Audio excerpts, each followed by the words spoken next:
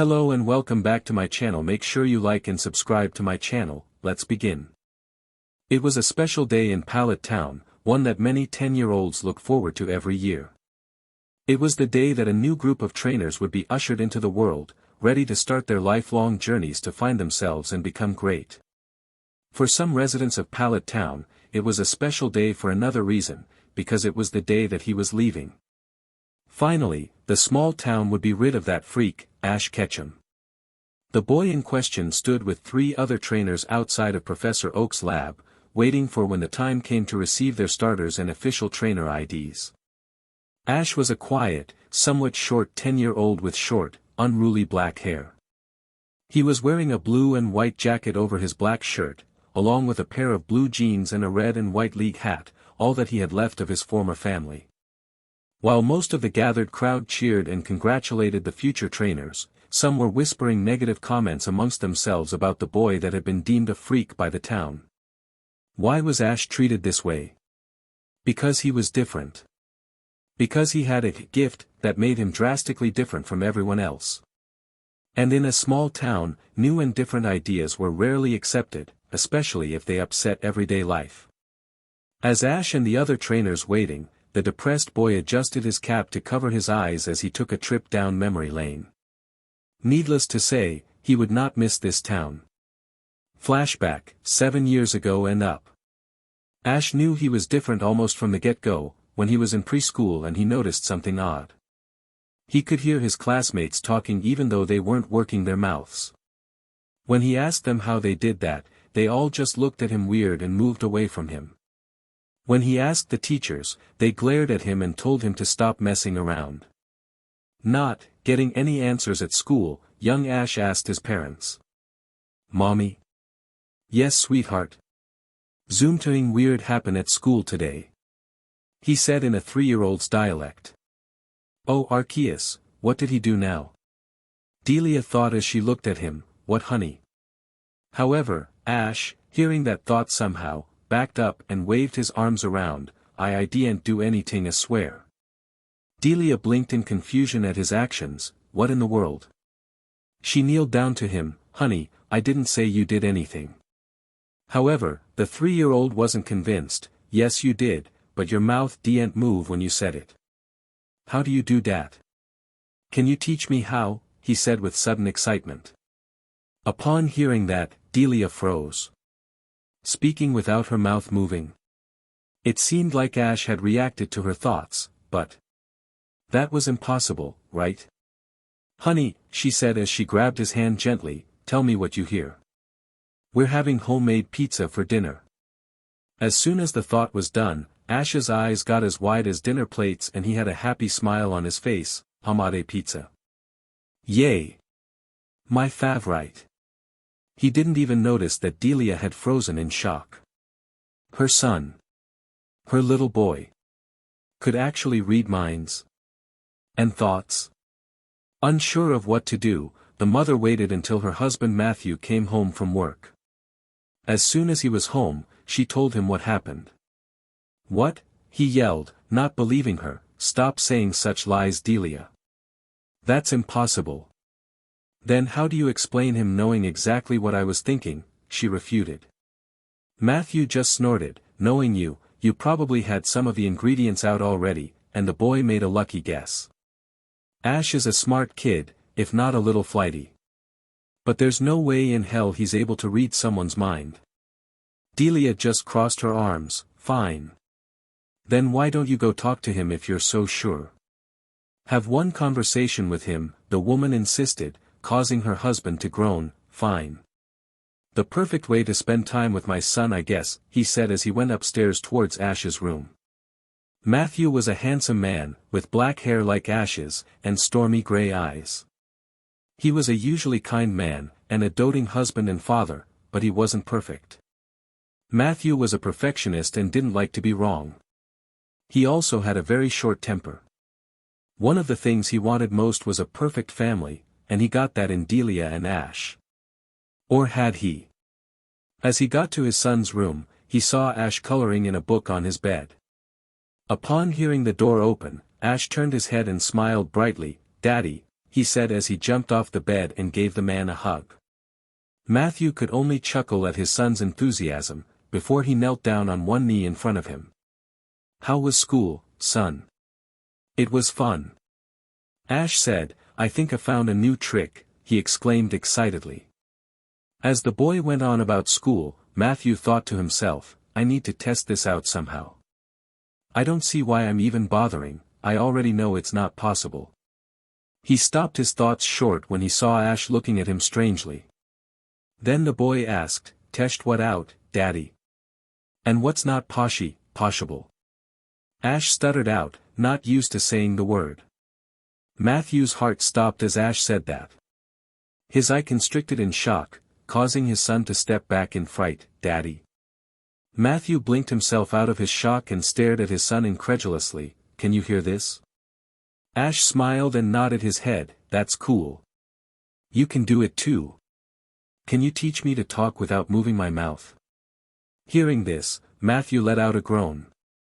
It was amazing yet scary at the same time. His son could read minds.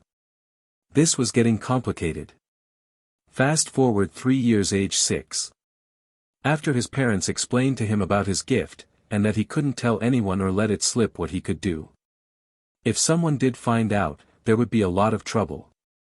Ash constantly kept this in mind as he tried to keep his gift under control. There was one problem though. He couldn't. Try as he might, Ash couldn't stop his mind from reading people's surface thought. All he had to do was look at them.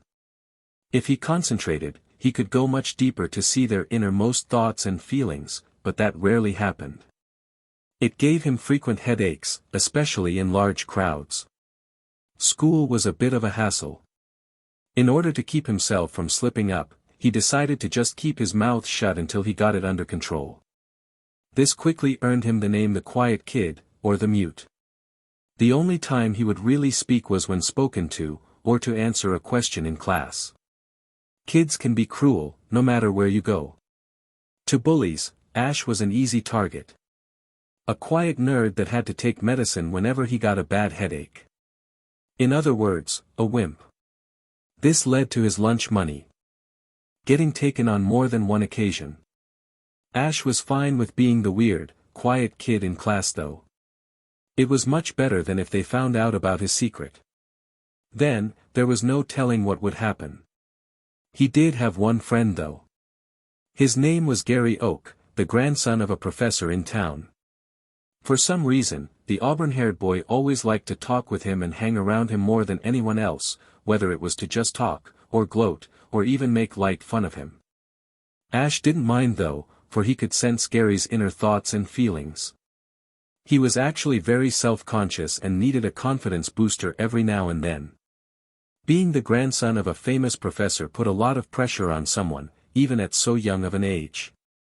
Even when Gary was making fun of him and being obnoxious, Ash could tell that he was just feeling lonely and wanted a friend, a real friend that didn't just hand around him for his status. So yes, Ash would talk with Gary, and even pretend to get riled up at his jibes. It was all in good fun. One day, Ash was walking home from school with his friend, who was tooting his own horn as usual, when something fluttered across his mind, making him stop in his tracks. Seeing this, Gary stopped as well, confused at his friend's behavior. "What's wrong, Ashy boy? You gotta pee your pants or something," he said with his usual sneer. Ash just glared at him before looking ahead of them. Around the corner behind a house, he sensed several lines of negative thoughts. He recognized the signatures as some bullies from their school, at least 3 of them from 1 grade up. They were going to. Oh. "Hey Gary, can we go to your house another way today?" he asked, trying to hide the fear in his voice. "Huh? Why?" the auburn boy asked, truly confused. "Well. Ash started, thinking of a half-truth. "It's such a nice day out today. And I bet if we run to the field right now, we can catch the Nidorans fighting for turf. What do you say?" It was actually true, as this was the time of year when Nidoran and their evolutions fought for turf and mates. So there was little surprise when Gary bought it. "Sure, we can go look, and it is a nice day." So, they started running towards the fields.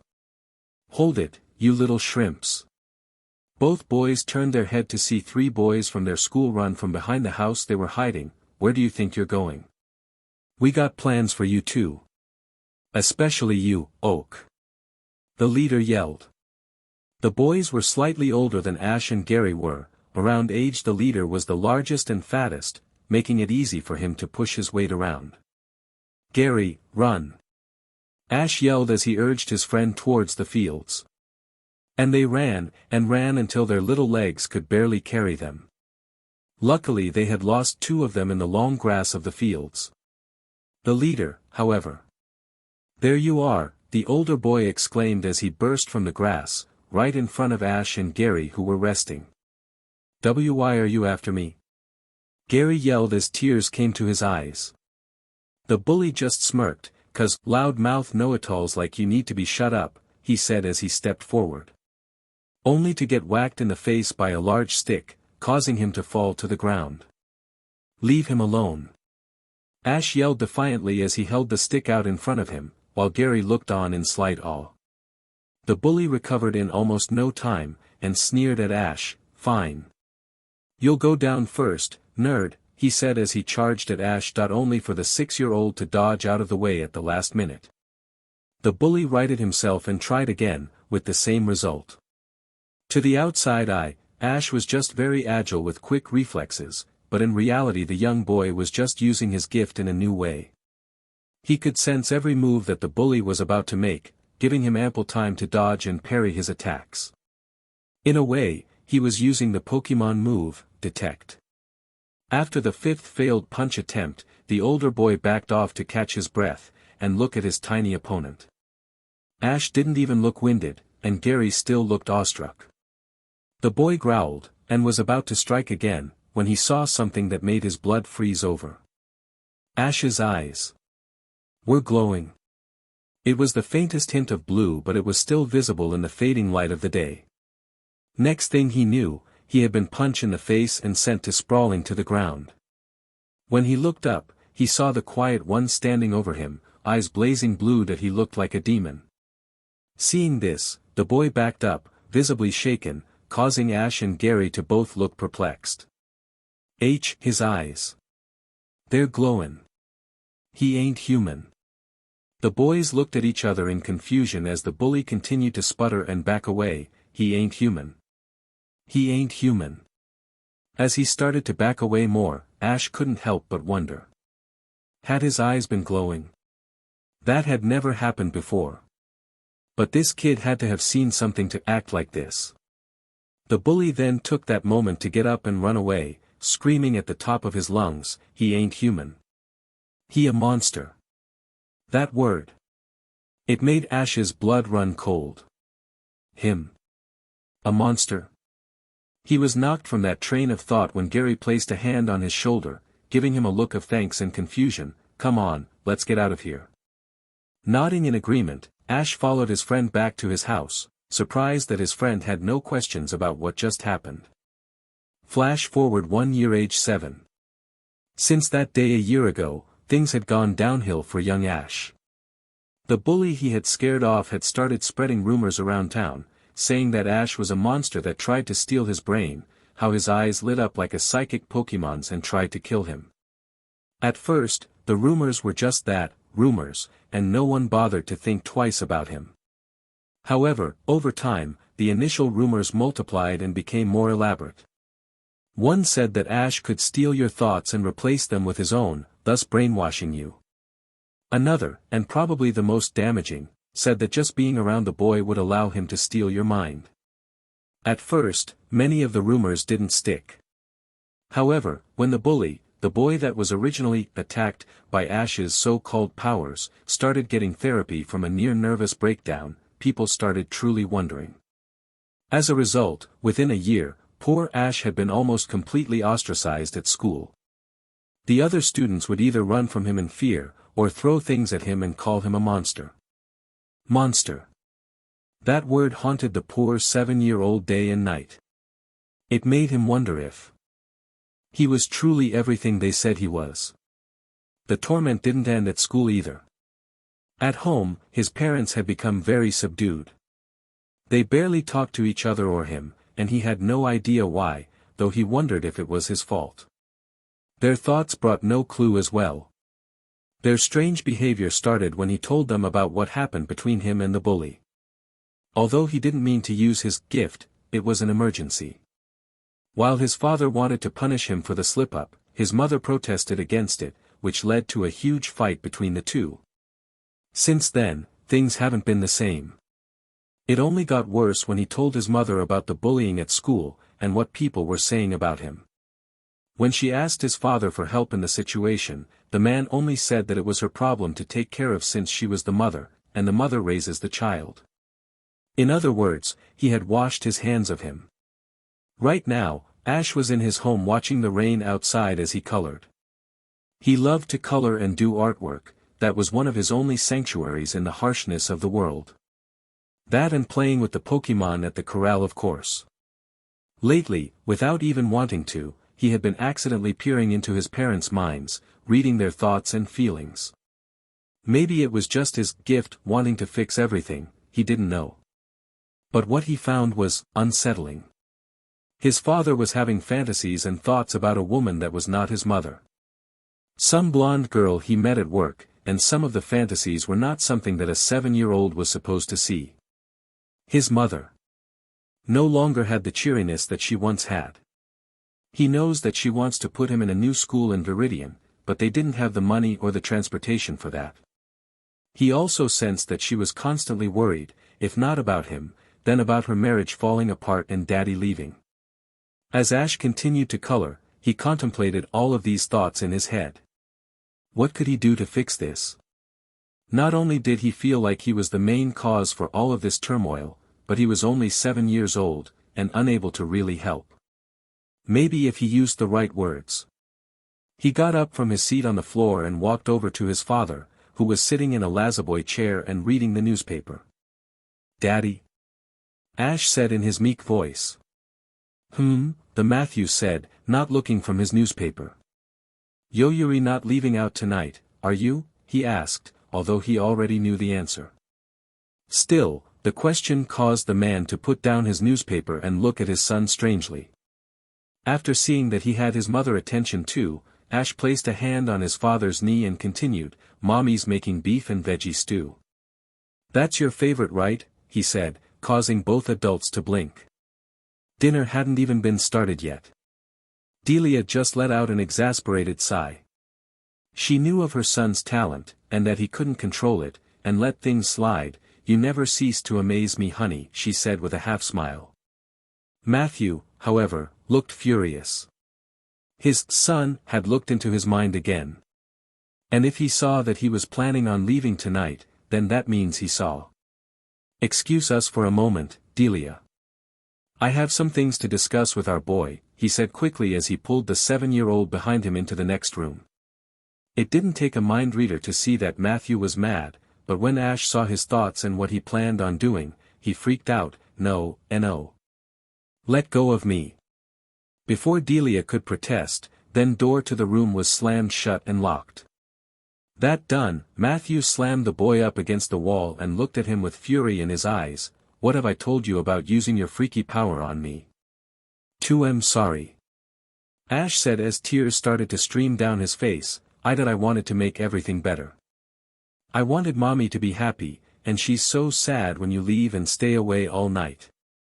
The reason she's miserable is because of you, you little snit," he said as he punched the wall right next to Ash's head, causing the boy to yelp and curl into a ball. "Now," Matthew said as he calmed down and straightened himself up, "consider yourself grateful that you didn't tell your mother everything you saw." It was at that point that the door busted open. Neither male had even noticed the loud banging and pushing on the door, until it finally broke. In ran a frantic and crying Delia, whom had easily heard the banging and the screaming from outside, though she was unable to hear most of the conversation. She ran over to her still crying and shaking son and picked him up in her arms. After calming the poor boy down, she sent Matthew a deadly glare. "What is the meaning of this? Why are you beating our son?" "I haven't laid a hand on him," the so-called father refuted. I was just reminding him of what happens when he uses his powers, even if it's on us. We have to protect each other, Delia. I do not need protection from my own son, Matthew, she yelled in reply. The man just sneered at her. Fine. You'll see what I mean eventually. He then left the room and grabbed a coat. I'm going out. I may or may not be back tonight. After he was gone, Ash and Delia comforted each other, as neither wanted to believe what had just happened. Honey, the worried mother whispered as she lifted up her son's head, what happened? What did you see when you read his mind a moment ago? Ash just shook his head as he sniffled. He told me not to tell you. Please honey, she said with a light smile, I need to know. So we both can be happier. Taking his mother's word for it, Ash nodded and told her everything. Needless to say, things only more chaotic after that. Flash forward 2 years, age 9.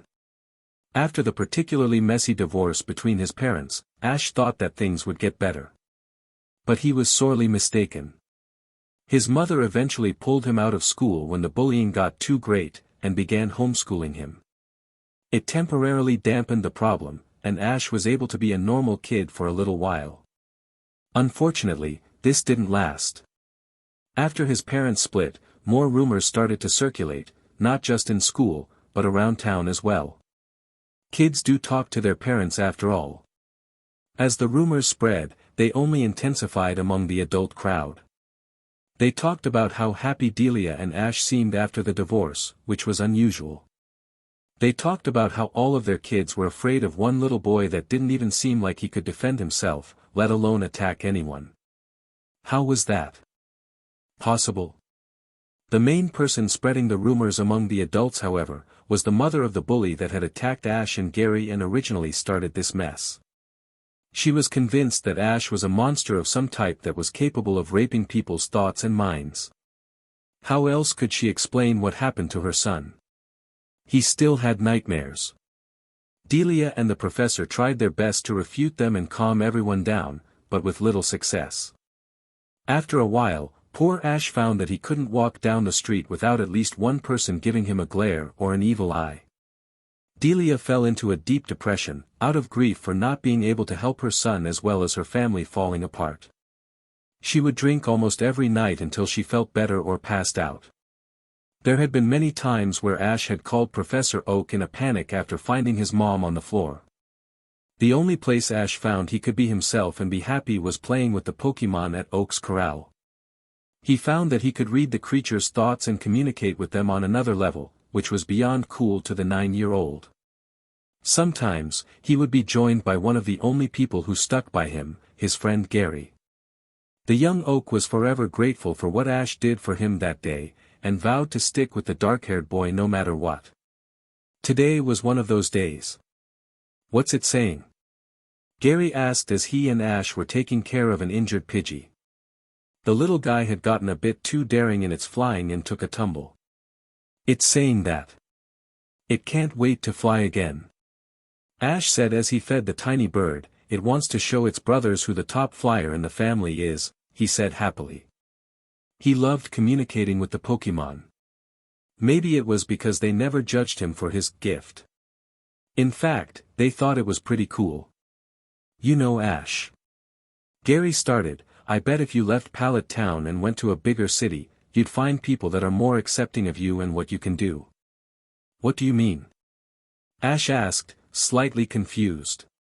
What I mean is, Pallet Town is a very small town filled with old-fashioned, narrow-minded people who don't like the idea of change or introducing something different, even if it's a good idea, Gary explained as he pet the Pidgey, but if you left and went to a bigger city like Cerulean or Vermilion, they might be more accepting of your talents.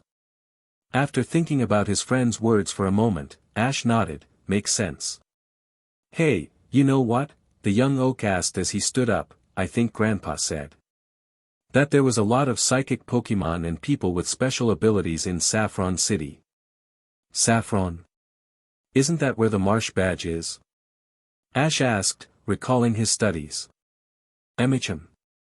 Gary answered, they specialize in psychic-type Pokemon. So you may find some answers there. It was then that Professor Oak came into the infirmary, with a grim look on his face. Both boys turned towards the older man and frowned when they saw his face. "Grandpa, what's the matter?" Gary asked, while Ash stayed silent. The professor just bent down and looked at the young dark-haired boy. "Ash, how would you like to stay with us for a while?" Ash merely stared at the professor for a second, then looked down with tears welling up in his eyes. "She left me." Hearing this, Gary adapted a shocked look on his face. "Gramps." The professor sighed and looked at Ash again, who nodded solemnly before going into the next room. Oak then looked down at his grandson as tears started to form in his own eyes. "Ash's mother has disappeared," he said carefully. "All she left was a note, telling Ash that she was sorry." After that day, the world got much darker. Present. But now, it all ended today. All of the hardships he had suffered since the age of 5 would end today. He was finally old enough to leave this hick town full of narrow-minded idiots. Beside him stood 3 other trainers to be. First one was his only human friend, Gary Oak. Second was a girl that he used to go to school with, but now appeared to be afraid of him, Leaf. Third was a tough-looking boy that helped start the hell that had been Ash's life for the past 5 years. The bully, whom they now knew was named Jake, had been given the okay to go on his journey by his doctor after a 2-year delay. He just glared at the others, including Ash, though one could tell that there was a healthy dose of fear there. After a few more minutes of waiting, the good old professor made his appearance. "Ah, welcome new trainers. Please come in." Once inside, the trainers were given the rundown about how to start their journeys on the right foot. They were then each given a Pokédex to record their journeys and captures with. Then, they were led to the Pokeball room, which had a table in the middle with 6 Pokeballs on it. 2 sets of starters, the professor explained. "That way, everyone gets the one they want. Unless you all want the same thing," he said jokingly. "So who wants to go first?" "Let the freak go first." Jake yelled out, "The sooner we're rid of him, the better." "Yeah," Leaf said meekly, not even looking up. While the professor had a deep frown on his face, Gary looked like he wanted to pummel the boy into the ground. Ash, however, just shrugged. "Fine with me," he said with a sigh. He had no qualms about getting his Pokémon first. He stepped up to the table and reached for a Pokeball. Only to stop and freeze for a moment, then bring his hand back. Something wrong, Ash?" the professor asked worriedly. The dark-haired boy didn't respond, but instead just turned his head towards a shelf that held multiple Pokeballs in it. He sensed something. Was it a cry of despair? Anger?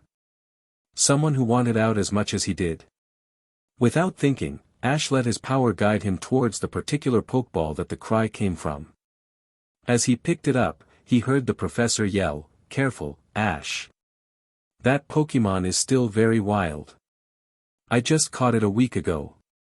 Ash just continued to stare at the Pokeball, then smiled a warm, gentle smile, which was as rare as a blue moon for him. "It's fine, Professor, I'll take it," he said as he clipped the Pokeball to his belt. Seeing his resolve, the elderly man just sighed. "Very well. I wish you luck with that one." Gary chose a Squirtle, Leaf chose a Bulbasaur, and Jake chose Charmander. Afterwards, 3 of the trainers presented themselves to the endearing crowds of Pallet towners. Ash just decided to stay inside. Obviously there would be no cheers for him anyway. "So where will you go from here, Ash?" the professor asked him as they waited for the crowd to disperse. "Well, I first want to try and form a team of Pokemon, then I'll try for the Indigo League." The professor nodded. "Will you come back to Pallet Town?" After looking out at the crowds, Ash quickly shook his head. "No. I'll find a home somewhere else. Somewhere that I'll actually be accepted. Maybe Saffron." Oak nodded. "Yes, they actually have a school there for psychics. Your gift is a type of telepathy, so it may be the best thing for you." Ash just nodded and looked at his new Pokeball with a fond smile.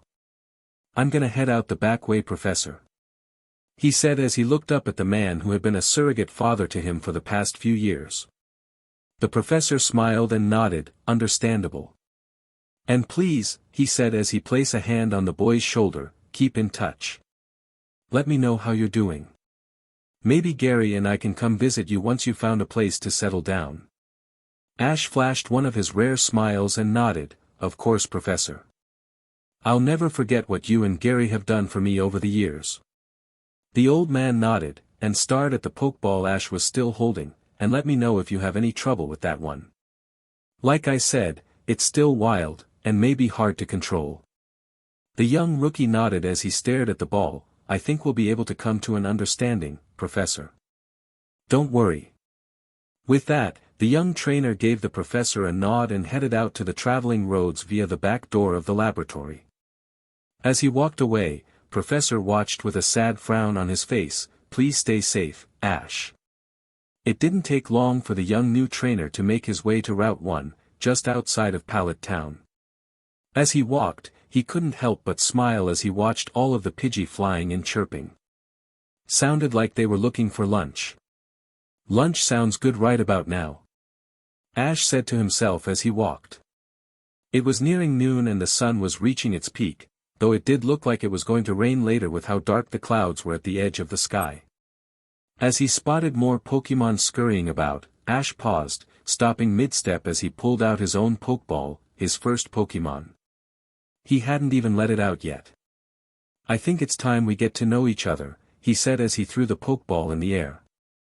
From the Pokeball, in a flash of light, emerged a Pokemon that the boy had only seen in books. It was a tan and brown Pokemon with a fox-like head and a brown torso with shoulder pads. It had 3 digits on each hand and foot and a tail that was a little more than half the length of its body. Its eyes appeared to be closed and it almost looked like it was sleeping. Needless to say, Ash was in awe at the little Pokemon in front of him, a huge smile breaking over his normally somber face. Whoa. Abra. Ash could only stare in disbelief for a moment, before a huge smile took over his face. An Abra, a rare and potentially powerful Pokemon. As his first. Awesome. It was then that the young trainer was taken by surprise again, when a young, and surprisingly female voice entered his head. "Oh. Finally I am out of that accursed ball," said the voice as he watched Abra stretch out its lanky limbs and look around. "Now where am I?" That was when Abra's supposedly closed and slanted eyes landed on him. What's a child doing here, and why is he? Oh no. The Abra placed its. Or her from what Ash could guess. Paw on her forehead in a sort of facepalm. Don't tell me that old man ended up giving me to some newbie trainer. Why I oughta. She growled and shook her head, making Ash sweat drop. Oh well. Nothing a quick teleport away from can't fix. Wait. Don't go. You haven't even given me a chance yet. Ash said frantically as he tried to stop the little psychic type. Abra said as she turned him with sleepy yet surprised eyes. Hold on. Human, can you understand me? After a quick sigh of relief, Ash nodded. Yes I can also read minds, he admitted, only because she was a Pokemon. The poor boy would never openly admit his gift to a human. The little Abra stared at him for a moment, before letting out a snort. All right. Say that you can read my mind and understand me. That alone, though remarkable, won't convince me to stay. Why should I give you a chance? Well. Ash muttered as he thought a moment. Well, for starters, we're both looking for a way out, he said, causing her to tilt her head. Ash smiled sadly. I've had a tough life. And there is nothing I want more to get out of this place. He then looked to Abra, and from what I could read, you're looking for a way out too, right? Yes, away from the old man that stuffed me in that pokeball for a whole week, she grumbled and crossed her arms. Your point? My point is, we can help each other, he said, watching her body language. You help me get a team together so I can succeed at being a Pokemon trainer, and I'll help you get to where you want to go. How does that sound? I can get there by self without human help, thank you, she said curtly, making Ash frown. Okay, and where is that? Where are you trying to get to? Home, of course, she said curtly, as if it were obvious. Okay, and where is that? Ash urged on. It's. Abra paused, it was then she realized. She really had no idea where her home was. When she tried to go through her memories, they were scattered. She remembered her Mima, then Men in Black, then fire, then water, then being captured by the old man. It was then she realized. She may not have a home to go back to. Tears suddenly came to the little Abra's eyes. When she looked up at Ash, she was surprised to see that he had tears in his eyes as well. You've been through a lot. Just like I have. Taking a chance, the young trainer reached out and gently picked up the little psychic before putting her into his lap, and giving her a small hug. Abra didn't move, too shocked and sad from the revelation of her scattered past. Eventually, she realized where she was and looked up at her supposed trainer, who smiled down at her. It's all right, he said comforting, I'm here. I may not be your mother, but I'm here. Abra just nodded slowly, appreciating the comfort. She laid her head on his torso and sobbed, until she eventually fell asleep. When Ash looked down and saw that his starter was asleep, he smiled. It didn't surprise him. Not only was that conversation draining, but Abra were known for sleeping 18 hours a day, as any Pokédex will tell you. Speaking of which. Abra, the Psy Pokémon. Abra needs to sleep for 18 hours a day. If it doesn't, this Pokémon loses its ability to use telekinetic powers. If it is attacked, Abra escapes using teleport while it is still sleeping. This Abra is female and knows the moves, teleport. Ash nodded as he looked at his Pokédex. That was typical of an Abra. He then pushed a few more buttons. Abra has the ability, Inner Focus. Abra has the egg move, Fire Punch, which has not been unlocked. The new trainer smiled and nodded. If they could get Fire Punch unlocked early, then that would be a huge boost for them. Another thing they could do was get Abra a TM move. They were expensive, but worth it. Seeing that his new friend was still asleep, and would probably stay that way for a while, Ash held her in his arms as he stood back up. They needed to get going and continue on their journey, maybe even make some new friends. With that mindset, Ash continued his trek along route. About an hour and a half later, Ash and Abra had made their way to the Route 1 river. It was a well-known place and was a common fishing spot. As the young trainer approached the river's edge, he saw a young girl, about his age, fishing. She had orange hair, short that were way too short, and red suspenders over her yellow shirt. She looked to be concentrating pretty hard, so he decided not to bother her and go downstream. As he left, he heard a female voice, "Good, last thing I need is some noob messing up my fishing spot." Ash froze and turned to throw the girl a withering glare. Luckily she didn't see him, but it still set him off. What a beach, he thought to himself. I agree, another voice that he recognized as Abra, said. Slightly surprised, he looked down at the sleepy Pokémon, with a smile. So you're awake, he whispered. She mumbled before looking at the water, you want to do some fishing? Yeah, I was thinking about it, he said. I know you really can't battle with just teleport, but maybe we'll get lucky, she said, finishing his sentence. Chuckling to himself, the young trainer set down his backpack and took out a folded good rod. Once it was ready, he threw his lure into the clear blue water. The girl looked towards him, then snorted and glared at the water. Great. Just great. Ash had to hold back another chuckle at that. It was kinda funny. When he looked to see where Abra went, he saw that she had already fallen back asleep next to his backpack, and smiled. It was a good idea, since there was no telling how long it would take to get a bite.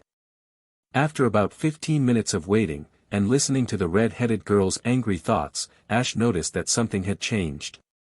The water wasn't as calm as before, it was almost churning. Something's coming. Abra said as she popped up from her nap. No sooner than she said that, Ash felt a strong tug on his line. I got a bite, he yelled, drawing the attention of Abra and the girl. As he reeled in the catch, he noticed that, although whatever it was moderately heavy, it wasn't putting up much of a fight. Had he hooked some river junk? No, it's alive. Abra said as she answered his mental question, just weakened, it has recently been in a fight. Ash nodded and reeled it in quicker. As the slightly struggling Pokemon finally came to the surface, the first thing he noted was a large red gem. As the young trainer fully pulled the exhausted water type onto the shore, he got a better look at it. It looked like a giant brown star, with a red gem in the middle surrounded by what appeared to be gold. Its body was littered with small cuts and bruises, and the gem appeared to be flickering. Whoa, a stereo. Ash said in shock as he pulled out his Pokédex, what's a stereo doing in a river? Stereo, the star-shaped Pokémon. Even if its body is torn, it can regenerate as long as the glowing central core remains intact. Ash nodded at the information and looked to Abra, can you bring me my backpack please? I should have a potion in there that will help. Sure thing, the little Psy Pokemon said as it waddled off. During that moment, Ash gently rubbed over the stereo's center gem and whispered, everything's gonna be alright, we'll get you healed up and better in no time. In response to this, Stereo's gem seemed to blink faster. The young trainer wasn't exactly sure what that meant, but he could only hope that it meant it was happy. Within a few moments, Abra had waddled back over with her trainer's backpack in hand, here we are. Thanks, Ash said as he pulled out a red and yellow spray bottle, strange. I can't understand it or read its thoughts, he said softly as he slowly sprayed the potion over Stereo's wounds, then turned to Abra, can you? The little psychic shook her head, the stereo species have their own unique language that only they can understand. Once it evolves into a Starmie, it becomes part psychic type, and thus easier to read. Accepting the answer, Ash nodded, then smiled, you sure do know a lot, he said, causing Abra to just shrug, I've picked up a few things in my short life. And my species is born with an inbred intellect that only gets larger with evolution. Once again, Ash nodded. He had heard that Alakazam have an IQ of 1000, so it made sense what she was saying. He then turned his attention to the water type and frowned, still, though. I wonder how Stereo got into this state. Or better yet, how it even got here. Stereos swim in the sea, not in the river. Meanwhile, the girl was sending him heated glares for stealing her potential catch, and that it was a Pokemon that she really wanted. Granted, she already had its evolved form, but she wanted a set. As she glared at him, her own rod began to pull. I got a bite, the girl downstream screamed. Funny, he had forgotten she was there. As the girl tugged and pulled on her line with seemingly all the strength she had, Ash and Abra watched with curious faces. It was then that the Psy Pokemon noticed something large in the water, and jumped backwards from the river's edge. Ash? I think it's best if we take evasive action. The young trainer blinked, before deciding to take her word for it, and pulled out an empty Pokeball. Although the potion had healed a majority of Stereo's wounds, the water type was still injured and weak, leaving only one option. Stereo, I'm going to capture you. You're still too hurt and tired to go back into the water, and it's not safe, okay? The star-shaped Pokemon seemed to turn its body towards the enlarged Pokeball, before giving its own version of a nod. With the okay, the young mind reader tapped the ball onto the tired Pokemon and watched as it was sucked in without a fight. And not a moment too soon. Splash! Jair! Wah-wah! As the beast of a Gyarados emerged from the depths of the river, enraged that someone had dared to catch it with a simple fishing rod. Its presence made both trainers shake in fear. Seeing as he only had 2 Pokemon at the moment, with one injured, and the other only knowing teleport, Ash only had one's choice, run. With that thought in mind, the new trainer quickly grabbed his belongings along with Abra, and ran in the opposite direction. Wait, the girl yelled out, aren't you going to help me? Ash gave her a look that said, are you kidding, and shook his head, I'm sorry. Stereo is hurt, and Abra only knows teleport. I'm getting outta here and you should too, he yelled as he ran down the road. The angry red head glared at the retreating trainer before turning back towards the huge water type and, with shaky hands, reached for a pokeball. Dumb move. After running for what seemed like hours, Ash finally slowed to a stop. Abra had taken refuge in his backpack during the run, which was now securely on his back. He placed his hands on his knees as he bent over to catch his breath. Man. What was a Gyarados doing in there, he asked himself. Abra peeked her head out from his backpack and answered, well, one, there are probably Magikarp in that river, so it's not too far-fetched that one would evolve. Second, that river is more than likely fueled directly from the sea, going by how close to the coast Pallet town in, so the occasional sea Pokemon may make its way in there.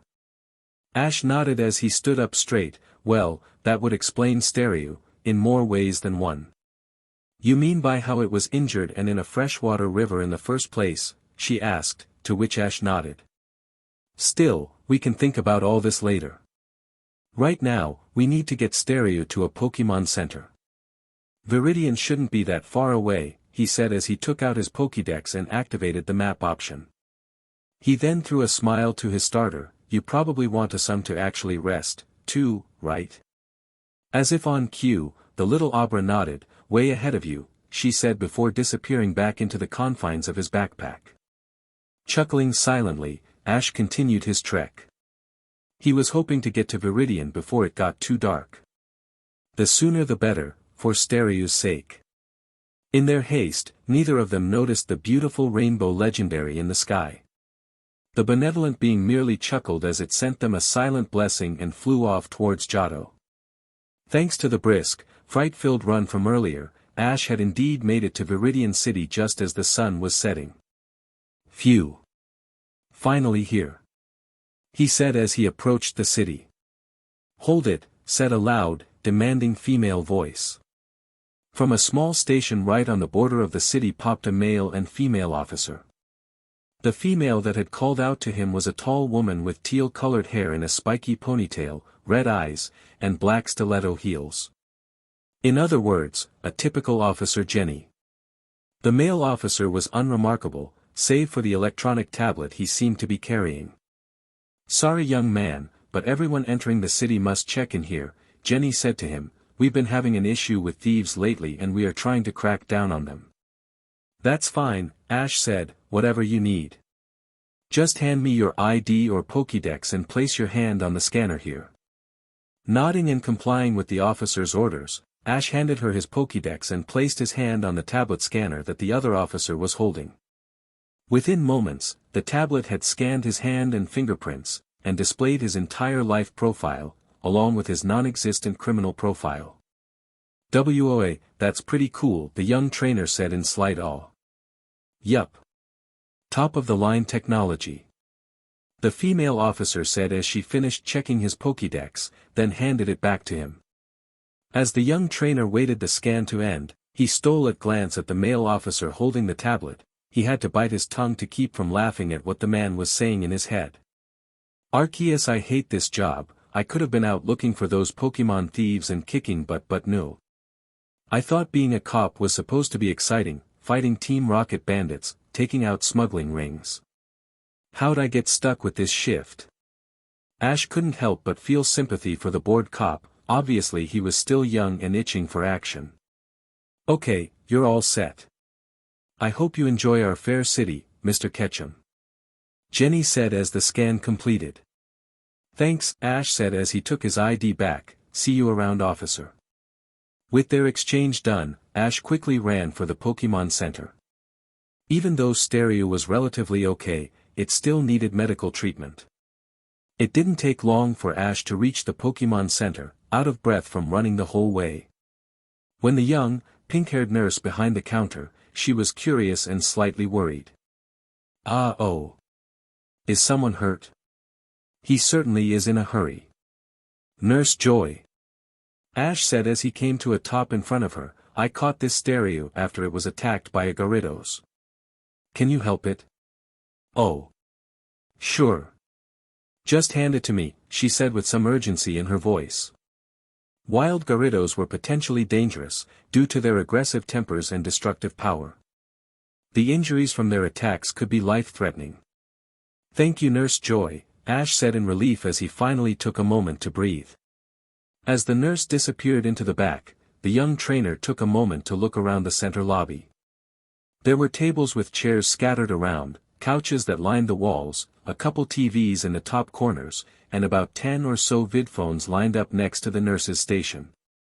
Other than Ash, there were about 10 or so trainers scattered around the center, either waiting for their Pokemon to heal, or talking with other trainers about various subjects. Ash decided that, instead of just idling, he would call the professor, to let him know he was safe. Ring, ring, ring. "Hello, this is Oak Laboratory, Professor Oak speaking." "Hey Professor." Ash said happily, if not tiredly, "I made it to Viridian." "Ash?" The old man said, slightly surprised, "I wasn't expecting to hear from you." "So you're in Viridian already?" "My, you work quickly," Oak said with a smile on his face. "Emicham, and I caught a stereo too," the boy said with a little more excitement. "Really now? Well, congratulations. Remember to take good care of it. It may benefit you to ask the Cerulean gym leader about their care." "Thanks, Professor. I'll do that. Will Ash Ketchum please report to the front desk?" "Oh. I gotta go Professor, I'll call you another time." "Alright Ash, take care," then man said with a wide smile before the screen went blank. That done, Ash once again walked up to the front counter where Joy was waiting for him. Joy had a smile on her face, this one was lucky, she thought. "Your stereo is as good as new, young man." "Thank you ma'am," he said as he took the Pokeball back. His first capture. Safe and sound. As a wave of relief, pride, and happiness washed over him, Ash took a seat on one of the center's vacant couches. As he sat there, he took off his backpack and opened it up, revealing his still sleeping starter. The young trainer couldn't help but smile as he closed the pack back up. Best to let his friend sleep as long as possible, she deserved it. "There you are." A shrill, slightly familiar voice called out. When Ash turned his head, he went wide-eyed as he saw the red head from the river earlier. Her clothes were slightly damp, her face was twisted in anger, and on her back was a ruined bike and a bright red bag. Her was settled squarely on Ash as she marched forward on tired feet. "You're the coward of a so-called trainer that left me high and dry at the river." "With a Garridos of all things," she said, with her thoughts just as loud as her mouth, "I'm gonna make him pay. I'm gonna make him pay." A bit shocked, and slightly scared, Ash put his hands up and said, "Two just started today, and I don't have a Pokemon that could have helped. The stereo I had just caught was injured, and my starter only knows one move," he said, defending his decision to run. "Besides, I figured you would have done the same thing." "No. I didn't. I'm not a coward like some people," she said as she dropped her ruined bike on the floor. "Because of you and your selfish actions, that Garridos destroyed my bike and completely soaked me." She had somehow completely convinced herself that it was his fault. Coward? Selfish. Ash yelled back as he glared at the girl, all nervousness forgotten. "It's not my fault you stupidly decided to take on a Garridos when you could have easily run like I did. And like it I said, I don't have the Pokemon right now to take on a full-grown, raging Garridos." "Well then maybe you should have thought of that before you provoked it," she yelled, getting increasingly louder. By this time, all of the other trainers were staring at them. While some were irritated at the noise, others were listening into the conversation. "Provoked it?" Ash yelled, he couldn't believe the nerve of this girl. "You're the one that..." "Excuse me," both turned to see a very irritated Nurse Joy. "I'm going to ask you both to either calm down or leave. This is a place for healing, no for fights." "Sorry, Nurse Joy," the boy said softly as he bowed, ashamed that he had let this girl get under his skin. Still, she was insufferable. "Yes, Nurse Joy," the redhead said, "sorry this boy interrupted your work," she said with a small smirk, causing Ash to growl lowly. "You both are to blame," the nurse said, frowning at the girl. "Now I want you both to shake hands and go to opposite ends of the center." "Wait," the girl said, "now's my chance to get the nurse on my side. This so-called trainer is responsible for destroying my bike," she said as she brought tears to her eyes. "Can't you please do something? Justice needs to be served." Ash growled. What a liar, he thought, then addressed calmly, "Joy, her bike was destroyed when she was attacked by a Gyarados. Which was your fault." "Enough!" the nurse yelled, shutting the red head up. The poor woman then sighed to calm her nerves as she looked at them both. "Take this outside please." Ash nodded. "I promise not to yell anymore, Nurse Joy. I have a sleeping Pokemon in my bag anyway," he said as he walked outside to cool off, while thinking, "I'm surprised she didn't wake up." "I am awake actually," a familiar feminine voice said in his head. "Oh. When did you wake up?" Ash asked her mentally. "A few moments ago. Hard to sleep with a banshee in your ear," Abra said irritably. "Heh, I know right? All of her angry thoughts are giving me a headache." "Hey! Are you listening to me?" the redhead yelled, breaking through their mental conversation. Apparently she had followed him. "Huh?" Ash said with a jump. "What do you want now?" he said, trying to keep his voice as level as possible. "I want compensation. Since it's your fault that I wasn't able to salvage my bike," she said as he held her hand out, as if expecting something. "Mississippi. I do not that owe you a bike," he said as his eyes flashed, which went unnoticed by the girl as she continued. "And I think," she said as an almost evil smirk made to her face, "I'll take that stereo you caught earlier. It's only fair anyway." "No way in hell," he said growling, his eyes now solid blue. Her thought were all angry and selfish. "Disgusting." "Ash, calm down," Abra said as she popped out of his bag and placed a hand on his shoulder. "She has no grounds for her claim. If she takes stereo from you, you can report her to the authorities." Hearing this, the young boy calmed down and smiled. "Like I said, there is no way in hell I am giving you stereo or any of my Pokemon. Your claim doesn't have a leg to stand on. And if you do try to take my Pokemon from me, I'll tell Officer Jenny that you stole it." "How about a battle then?" she said with a frown, knowing he had a valid point. "At least this way it was legal." "Huh?" Ash said, confused, though he started to grow angry again as he read her surface train of thought. "You heard me, a battle. You win, I drop the whole matter. I win, I get stereo. Deal?" she said, putting on a smile to hide the deviance in her plan. She knew he was a newbie, so she had the advantage. Beat him down in a battle and stereo would be all hers, and she wouldn't have to bother fishing for one. Of course, Ash saw right through her, and simply said, "No." "Huh?" she said, looking flabbergasted. "You heard me, I said no. Not because I'm afraid of losing. My Pokemon aren't betting chips. They're my friends and family.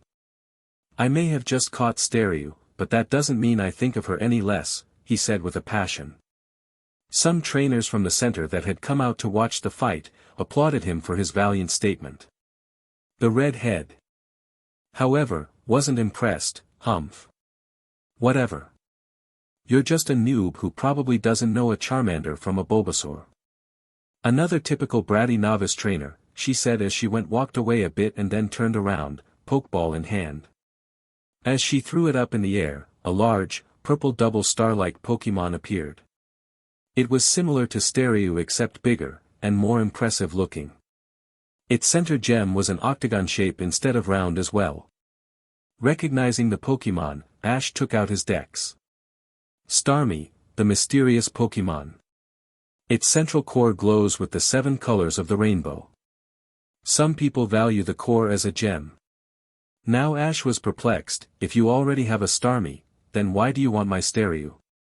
Of course, reading her thoughts, Ash already knew the answer. "Still," the girl said, "I'm just showing you something you'll never see again." That stereo will never evolve, not while under the care of a wannabe Pokemon trainer such as yourself. She said with a sneer. She then flared herself around as she twirled around. They need a water Pokemon master, like me, to reach their full potential. Wrong. Ash said, interrupting her, and breaking her out of her self-centered daydream. They need good training, and a water stone, to reach their max potential and evolved form, he said with smile. Besides, we both know that you're not even planning to evolve stereo if you get it. Not if you want a complete set. Ash's accusation caused the girl to look at him wide-eyed. How did you? How did I know?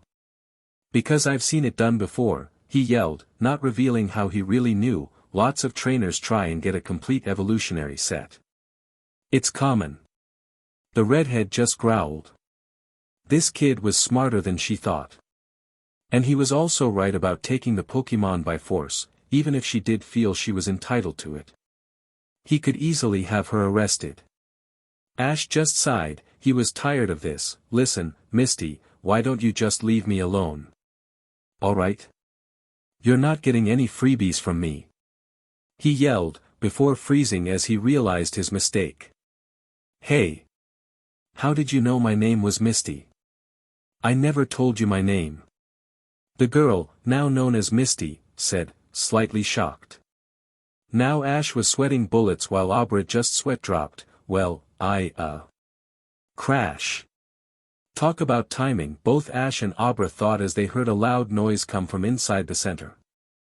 Sensing trouble, he and the other trainers made their way inside. In the center, glass and debris rained from the broken roof and onto the floor. Behind the front desk, 2 people and 3 Pokemon surrounded and gripped Nurse Joy, who now appeared to be tied and gagged, her eyes wide with fear. The first human was a woman with long, red, scythe-like hair, and piercing blue eyes. The second human was a man with shorter blue hair and sharp green eyes. The 3 Pokemon surrounding them were Meowth, Ekans, and Coughing. What's going on? Are they the Ives? Hey! Let Nurse Joy go. The thieves just chuckled and went into some weird rhyme. Prepare for trouble. The woman started. And make it double. The man followed. Skipping the rest because it makes my head hurt. All of the trainers in the center just stared and glared at the group that had announced themselves as Team Rocket. Some were angry and shocked at how they had the nurse. Some were just shocked to hear a talking Pokemon. As Ash stared at them, he read their thoughts. They were after the Pokemon, of course, but their methods for getting them and their intentions were downright despicable. Growling, he turned to Abra as they silently began forming a plan. Now. As for why we're here, the woman named Jessie started. All we want is for you nice, cooperative trainers to give us all of your Pokemon. Yes, the man, James said, follow our instructions, and we'll let Nurse Joy go free, unharmed. Resist us. The Meowth said as he unsheathed his claws next to Nurse Joy's throat. Nuff said.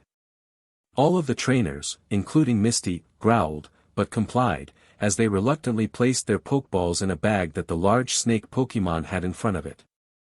That's right, keep 'em comin', the Meowth said, ignoring the tears and whimpers coming from the poor nurse. Just as the bag got to Ash, who had a Pokeball in hand, Abra suddenly disappeared off his shoulder. Huh. The Ives all said at the same time. Hey! What is this? Meowth said as his claws came closer to the nurse's neck. 2M sorry. Ash said in a sort of whimper as he put his hands in front of him in a prayer-like gesture. I just got that Abra and it doesn't like to listen to me, he lied, though no one could tell. As he said his lines, he continually read the cat Pokemon's mind for its intentions with the nurse. When Abra disappeared, its thoughts became more hostile, but thanks to Ash's statement, it was more relaxed. Jessie just snorted, so you can't even control your own Pokemon? How pathetic. All the more reason for us to take it.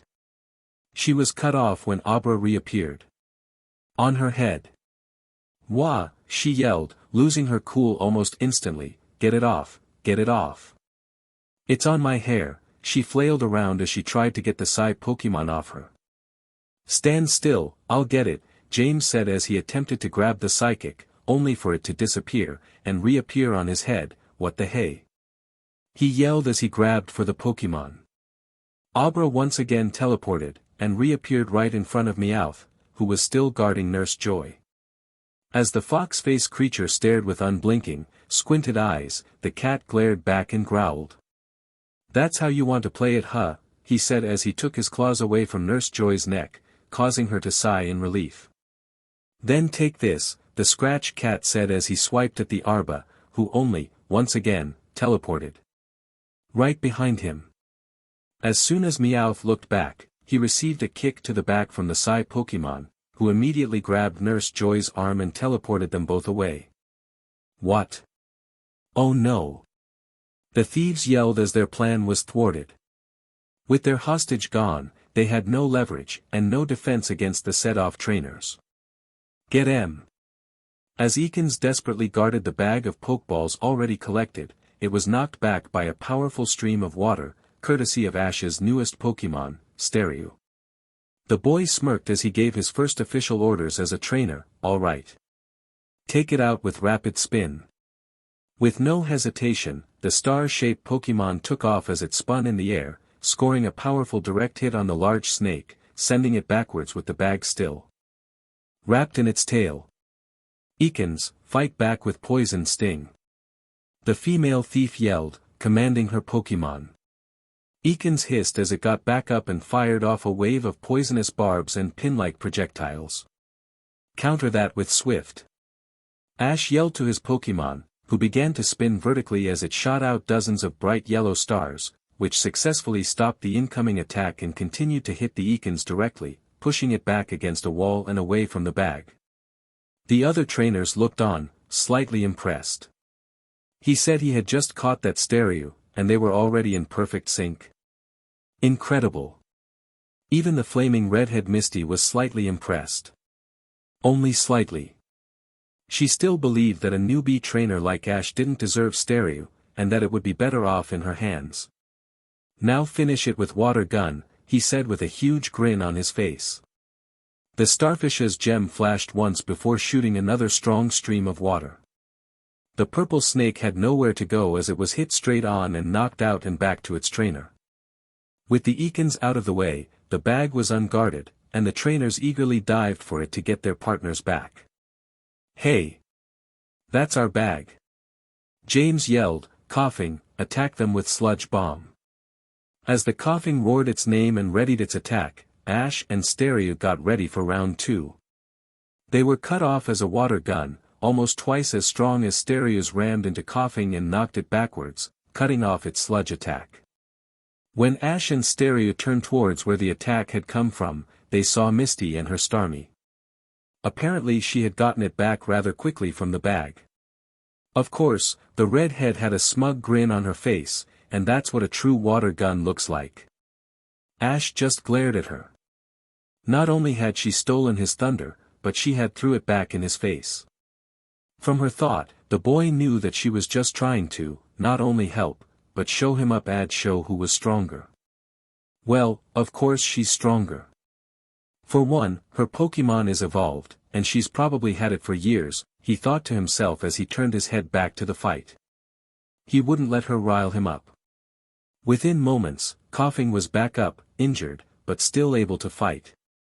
James smiled, "That a boy. Now take those starfish out with Smog." The oversized bag of gas shouted its name as it released a cloud of poisonous fog. "Rapid Spin." Both trainers shouted out as their Pokemon cut through the smog with their spinning, continuing on to hit the coughing simultaneously. The force of the double hit was enough to knock the poison type out. Just like that, it was now just Jessie, James, and Meowth, against the still angry trainers in the center, now all reunited with their previously stolen Pokemon and ready to fight. They nervously looked at each other with one shared thought in mind. "Retreat?" Jessie said fearfully. Her comrades nodded quickly as Meowth took out a remote and pushed a button. Within moments, a rope ladder appeared from the roof as the trio eagerly grabbed for it. The trainers wouldn't let them leave that easily. Flamethrower. Water gun. Leaf storm. Hyper beam. Psybeam. All of the attacks hit the trio dead on as they tried to escape via the roof, causing a huge explosion. Once the smoke cleared, the thieves were nowhere to be seen, and the hole in the roof was even bigger. Even though the rocket trio had somehow escaped, the trainers cheered. They had successfully defeated Team Rocket and no one was hurt. Once the noise died down, a few of the trainers, including Misty, approached Ash with praise, or in Misty's case, contempt. "Hey, your Abra was really something," the first trainer said. "Yeah, I've never seen a Pokemon so smart," a female trainer said next. "No telling where we would be without it," a third trainer said with a smile. "Oh please." Misty said with a snort, "You heard him, he didn't do anything. Abra acted on its own," she then smirked, "he's just a noob that has no control over his own starter." Ash just smirked as Abra returned to his shoulder in a small flash of light. "Are you sure about that, Misty?" he said as he gently scratched his Pokemon behind the ear.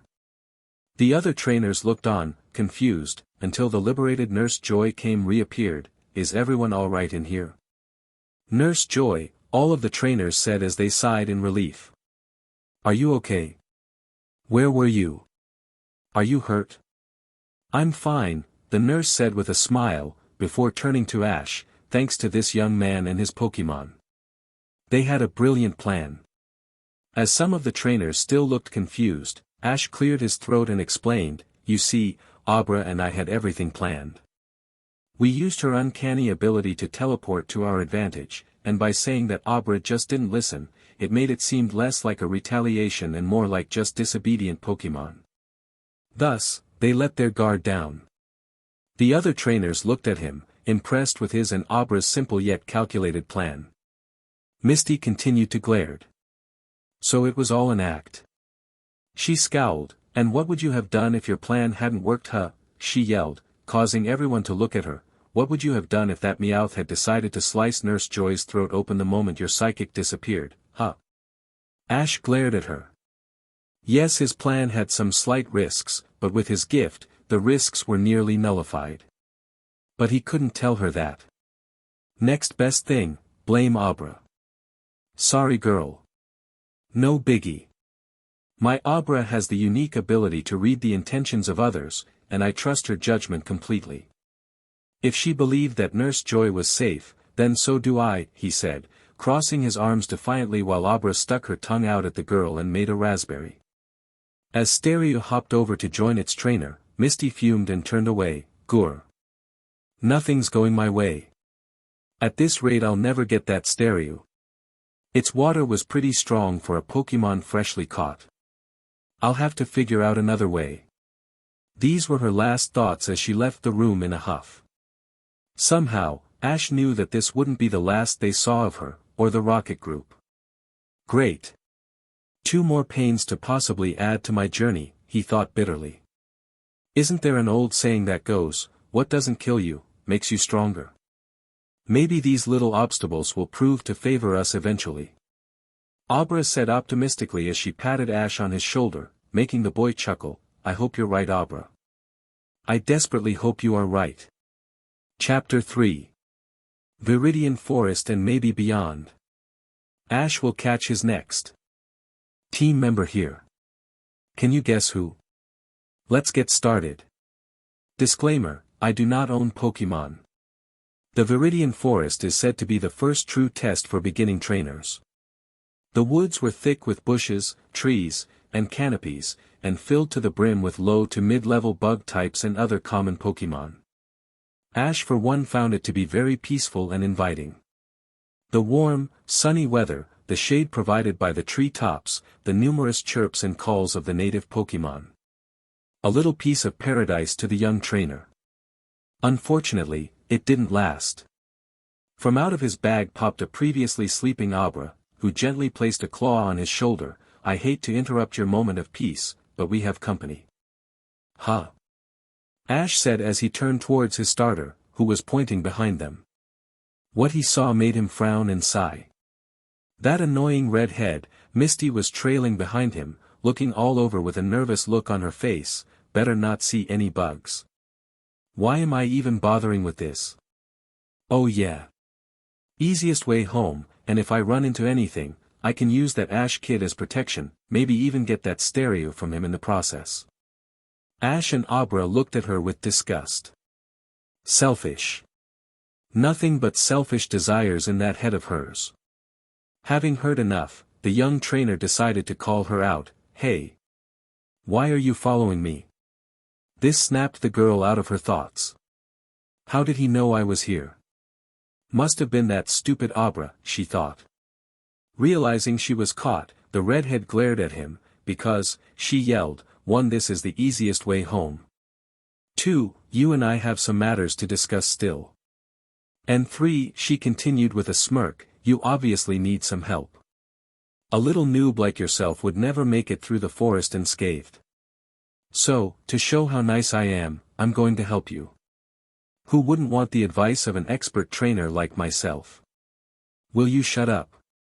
Ash groaned while Abra glared at the conceited girl. Through her thoughts, the young mind reader could tell that most of her statements were lies. She was the one that needed help because of her phobia of bugs, which the Viridian Forest was known for. Look, I don't need the help of some random water master wannabe who wants nothing more than to use me and take my Pokemon. I may be a noob, but I am neither clueless nor stupid. So why don't you do us both a favor and go away? The redhead let out a gasp, how dare you? I'll show you, you little, then, she paused, and froze up in what appeared to be heart-stopping fear. All Ash could get from her mind was, bug. Bug. Bug. Filthy, disgusting, poisonous bug. Fearing that maybe a Beedrill swarm had snuck up on them, Ash slowly turned around and found nothing. Huh, the boy said, perplexed, then turned back to Misty, what's the matter with you? There's nothing there. That's when she started pointing frantically at something by his feet, there. It's a big scary bug. Get it away, she yelled as she waved her arms in front of her and backed away more. Looking to where she was pointing, Ash smirked when he saw that scary bug. It was a caterpie, looking at them, mostly him, with curiosity in its big eyes. It was actually kinda cute, at least to Ash. The little bug looked at the girl for a sec while she was ranting, then back up to Ash. She's weird, it said in a cute little girl voice. Ash and Abra laughed at the comment before the young trainer bent down on one knee in front of it. She is, isn't she, he whispered, so that Misty wouldn't hear. The little caterpillar looked up at him with cute, wide eyes. You can understand me. He nodded, it's a gift of mine, among other things. He then looked behind him. Misty was back a ways, but still visible, starting at him. Her thoughts questioned his sanity and wondered what he would do with the caterpie, or icky disgusting bug, in her words. He chuckled and smirked as an idea formed into his head. Say caterpie, Ash said aloud, would you like to be my Pokemon? You may be small now, but I sense that you can be a strong and beautiful Butterfree given time and training. What do you say? You really want me on your team? The bug asked, a little shocked. Most trainers just ignored her or even tried to step on her, but this one. Yes. I would love to be on your team. I've always wanted to become a Butterfree, she said excitedly as she waved her stubby little knobs around. Ash couldn't help but chuckle as he pulled out a Pokeball. All right then, welcome to the team Caterpie, he said as he threw it, instantly capturing the bug who didn't even put up a fight. As Ash beamed at his newest capture, Misty looked on shocked. He caught it. Growling. The telepathic duo snickered before releasing their newest teammate, who chirped in happiness. With a bright smile, Ash picked the little bug type up, and placed it on his other shoulder. Then as a further insult to injury, he looked back at Misty and gave her a smile and wave. Thanks Misty. Now I have a new bug type. He then continued on his way as if she wasn't there. Wait, she called out, running towards him. He turned back to her with a stifled groan, before Abra whispered something into his ear, making him chuckle. He then whispered something into Caterpie's ear and turned back towards the offending red head. "Why, Misty?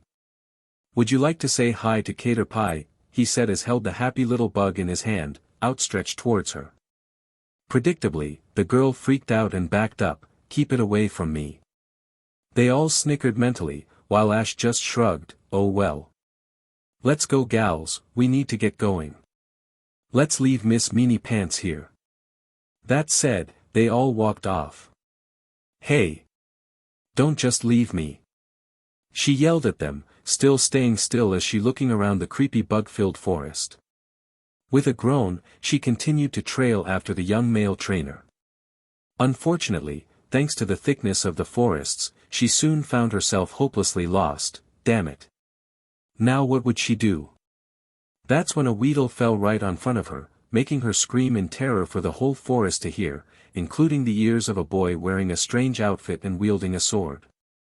After walking for another hour, Ash decided to take a break.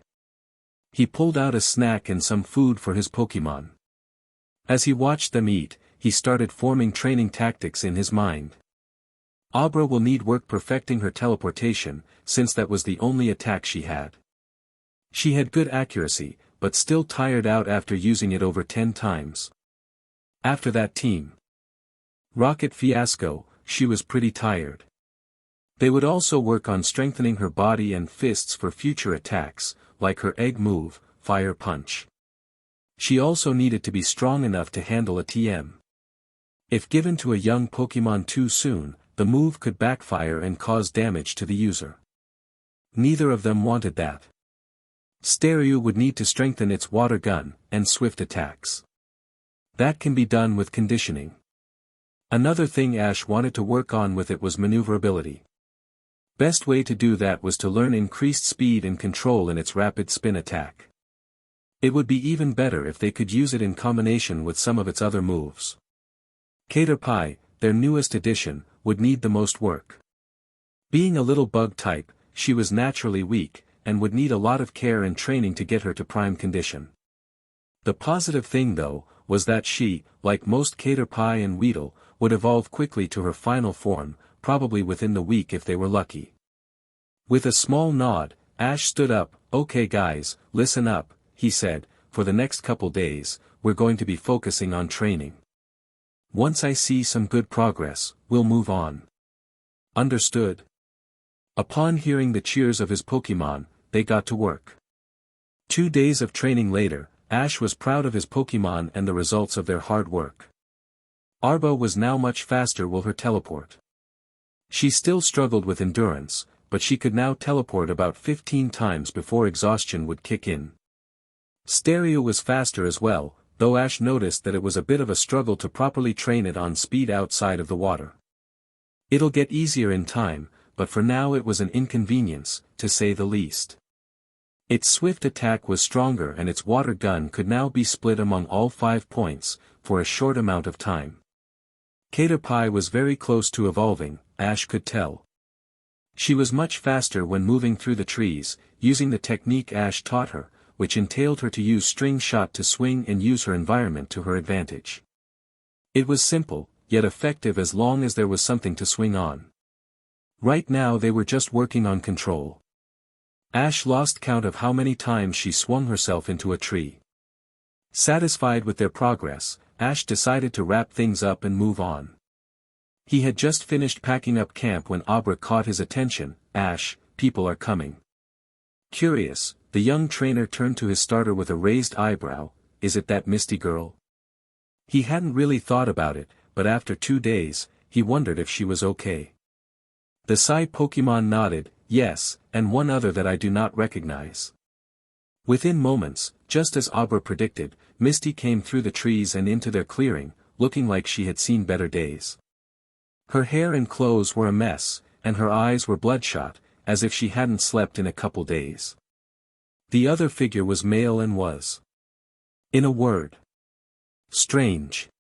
He was wearing a very bug-like type of armor, and a wooden sword swung at his side from a belt. Although Ash couldn't see his eyes through his helmet, he could tell that something was off. Their thoughts answered some of his questions. "Got you this time?" Misty thought as she wore a smirk. Now I can defend my as well as the shrieking maiden's honor from this novice, the male teen said as he retained his stoic look. It was then that Misty started to show off her acting skills. There he is. We were supposed to be traveling together, but he just left me out here all alone, she said as tears started to pour from her eyes. Totodile tears. Abra said in her head, not convinced in the slightest. You there, novice. The boy yelled out, how dare you abandon this poor shrieking girl, defenseless in the wild. He then drew his sword, putting Ash on edge. Ignore the pun, until Abra tapped him on the shoulder in assurance, it's just for show, he has no intention of using it. Anyone who would abandon another is a weak, shameless coward. Now I, samurai, shall now put you in your place, novice, and force you to see the error of your ways and apologize to this maiden, the boy, now known as Samurai, shouted. Seeing where this was going, Ash held his arms up partly and tried to defuse the situation. Hold on, Hare. Samurai. You got it all wrong, I didn't. Shut up. Misty yelled, cutting him off, everything you say is a lie. You promised me you would get me through the forest, then you just upped and left me to die. What? Ash yelled, getting increasingly sad and annoyed with this girl, you're the liar here. I never said that. You're the one follow me like a scared little puppy because you want my stereo and protection from bugs. Why you? Enough. The samurai shouted, quieting them down. He looked in between the two as they continued to glare at each other. He then turned to Ash, all right, novice. I shall give you one chance to explain yourself. Although he didn't appreciate being called a novice, the young trainer nodded, all right. I never made any promises to this girl, and we're not traveling together. She's just following me for her own selfish reasons. I am not. She wants my stereo so she can have a complete evolutionary set. And she's not helpless as she has Pokemon with her. She's just so scared of bug Pokemon that she figured trailing me was the best way to get both things she wanted. Ash explained, raising his voice at the end, she's just selfish, loudmouth, spoilt little girl. And you're just a stupid brat that has no idea what he's doing. Misty yelled, I was going to offer my assistance to help you train, but after that. Like I'd want your help. I'm doing fine on my own. And knowing you, you would probably ask for something in return, like my water types. Ash said as he glared at her, his eyes flashing blue, but luckily going unnoticed. Don't act like you know me. Misty said, even though inside she knew it was true. That's exactly what she would have done. How did he guess that? As the samurai listened to them go back and forth, a dozen thoughts went through his head. At first, he had bought the Shrieking Maiden's story hook, line, and sinker, but now, after hearing some of the novices' story, and with both of them calling each other a liar, he did not know who to believe. The maiden, or the novice. Then, an idea came to his mind, and Ash inwardly smirked. Get ready guys, he sent mentally to his Pokemon. Very well, we shall settle this in true samurai fashion. The armored boy said, I shall challenge each of you to a Pokemon battle, 2 on 2. Both trainers sent him confused looks, though Ash's was pure acting. What will that prove? Misty asked with a raised eyebrow. It will prove much. Now both of you prepare yourself for battle. Within moments, Samurai was on one side of the clearing and Ash and Misty were on the other. Misty glared at the boy still contemplating ways to get what she wanted, while Ash just crossed his arms and smiled at her, then tilted her head towards the field, ladies first. A little surprised at his courteousness, Misty smirked and nodded, why thank you, she said as she stepped forward, pokeball in hand. Samurai nodded and readied his own pokeball. We will start off with this, Metapod, go. In a flash of light, a green, chrysalis cocoon appeared onto the field, making Misty freeze up and take a few steps back. Peepoliwag, I choose you. The cute little tadpole Pokemon appeared on the field, though something wasn't right. The little tadpole didn't appear very lively. It wasn't really bouncing around like its species was known for, and its color looked a bit dull. While it didn't appear hurt or abused, it was obvious that Misty wasn't taking good care of it. The biggest tell was that the little water type didn't look happy. It looked scared. Another battle? The Poliwag uttered as it looked over at its opponent, but Miss Misty. Poliwag, water gun. Misty shouted. The tadpole sighed before shooting a small water gun at the cocoon. Harden, then take it. The samurai called out. A bright sheen washed over the bug type as it successfully took the water gun without taking any damage. Seeing this, Misty growled in slight frustration and gave out another order, water gun again, then use double slap. Harden. Poliwag once again shot off another water gun, which again had no effect. It then ran forward and began slapping the chrysalis with its tail. It had little effect. My turn, the samurai said, Metapod, harden tackle. Defying all logic, Metapod bounced towards its opponent, intent on tackling it to the ground. Dodge it. Misty called out frantically. Unfortunately, Poliwag wasn't fast enough and was hit dead on, knocking it to the ground. Get up. Misty urged, almost demanded, of her Pokemon. As Poliwag struggled to stand, Samurai called out his next command, repeat. Harden tackle. Once again, the sheen of Harden surrounded Metapod as it bounded towards Poliwag, scoring a direct hit. This time, the little water type didn't get back out. In fact, in Ash's eyes, it almost seemed relieved to be knocked out. Like the samurai, he decided it was best to hold his tongue. Still, it didn't stop him from hearing the older boy's thoughts. That was truly pathetic. And she calls herself a gym leader? What rubbish. And that Poliwag looked weak and barely trained. They almost mirrored Ash's thoughts exactly, except for the gym leader part. She's a gym leader. Must be a pretty sad gym. Poliwag return. Misty said with a grumble, weak, poor excuse of a frog. We're going to have to double training. Ash frowned at that thought. That Poliwag needed rest and a good meal, not training. Starmie. I choose you. She then called, releasing her giant starfish.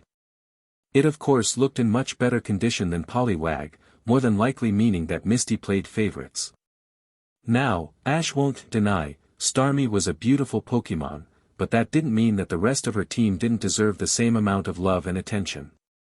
Samurai had the same thoughts as he returned his Metapod, and released a Pokemon rarely seen in these parts of the forest, a Scyther.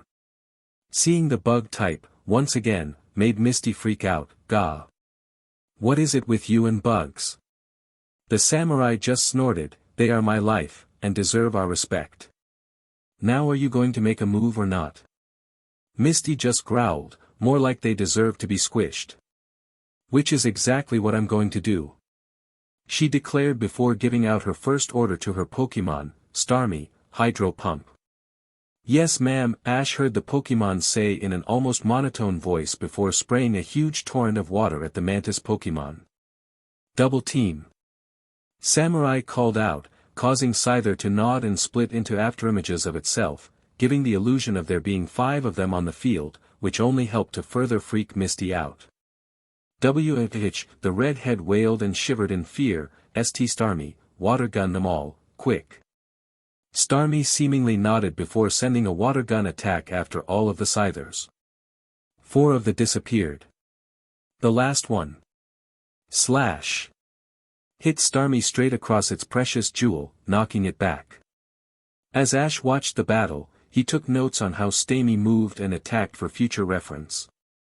It was no secret that Staryu and Starmie's jewels, though beautiful, were their weak spots, as they contained their cores. He and Staryu would have to counteract that somehow. Starmie, recover. Misty called out. Razor Wind. Samurai shouted. As Starmie shrouded itself in a mysterious power to recover its HP, Scyther dashed forward and slashes its signature scythes through the air, causing razor-sharp wind currents to form, heading straight for the water type. Dodge that with rapid spin, Misty urged, and immediately the Pokémon took off into the air, spinning faster than the eye could see. As Ash and Abra watched from the sidelines, they were amazed to see the difference between this battle and the last one. Misty and Starmie were completely in sync with each other and were performing much better. Still, the battle wasn't over yet, and Misty had yet to land a hit. By the look on her face, Misty already knew that. "Okay, Starmie, confuse Ray," Misty called out, getting frustrated with the battle again. Several balls of yellow energy emerged from the starfish before they were shot out towards Scyther. Night Slash to block and attack. Samurai countered. The Night Slash attack miraculously severed the ball and protected Scyther from the effects, causing several mini fireworks that looked pretty, but did nothing else. "What?" the redhead shouted in absolute shock. "How did that do nothing?" But Scyther didn't stop there. He continued his course of attack to once again smash into Starmie's core jewel. Thanks to the effects of the dark-type move, Starmie was dealt double the damage. After a tense moment, it finally teetered and fell over, its jewel blinking to show its distress. "Starmie, return," Misty said with a heavy sigh. Looks like she still had a lot of training to do if she wanted to be the best. "Good work, Scyther," the Samurai praised as he recalled his Pokémon. He then looked to Ash and nodded, a silent motion for him to step forward. After seeing his battle with Misty, Ash was pumped. He felt ready for any tricks that the Samurai might throw at him. Misty, however, just snorted, "Like you'll do any better than me. I've been a trainer for over a year now." "Really?" Ash interrupted, "I wouldn't have guessed, going by how your Poliwag looked," he said with a deadpan look, making her scowl. However, she surprisingly didn't comment, because she knew he was right. She would have to work with Poliwag more if she wanted to win battles with it. After both boys took their places and readied their first Pokeballs, Samurai called out, "Kakuna, your turn." In a flash, a brown, cocoon-like Pokemon with a more bug-like face than Metapod emerged, causing Misty to shiver and Ash to smile. "All right then. Go Caterpie." In a similar flash, the little green bug type came out with a happy chirp, ready to go. Seeing the bug caused two reactions. It caused the Samurai to raise an eyebrow under his helmet, and it caused Misty to bust out laughing. "Bah ha ha ha ha ha ha. That's it? That's all you've got? I knew you were weak, but this is pathetic even for you. Ha ha ha ha." Her thoughtless comments caused both trainers and Pokémon to glare at her before refocusing on the battle. Still, Samurai thought, the girl had a point. "Ah well, if he is a novice then I shouldn't expect too much. Kakuna, use Harden," the boy shouted. As in the battle with Misty, the brown cocoon formed a bright sheen over itself as its shell hardened.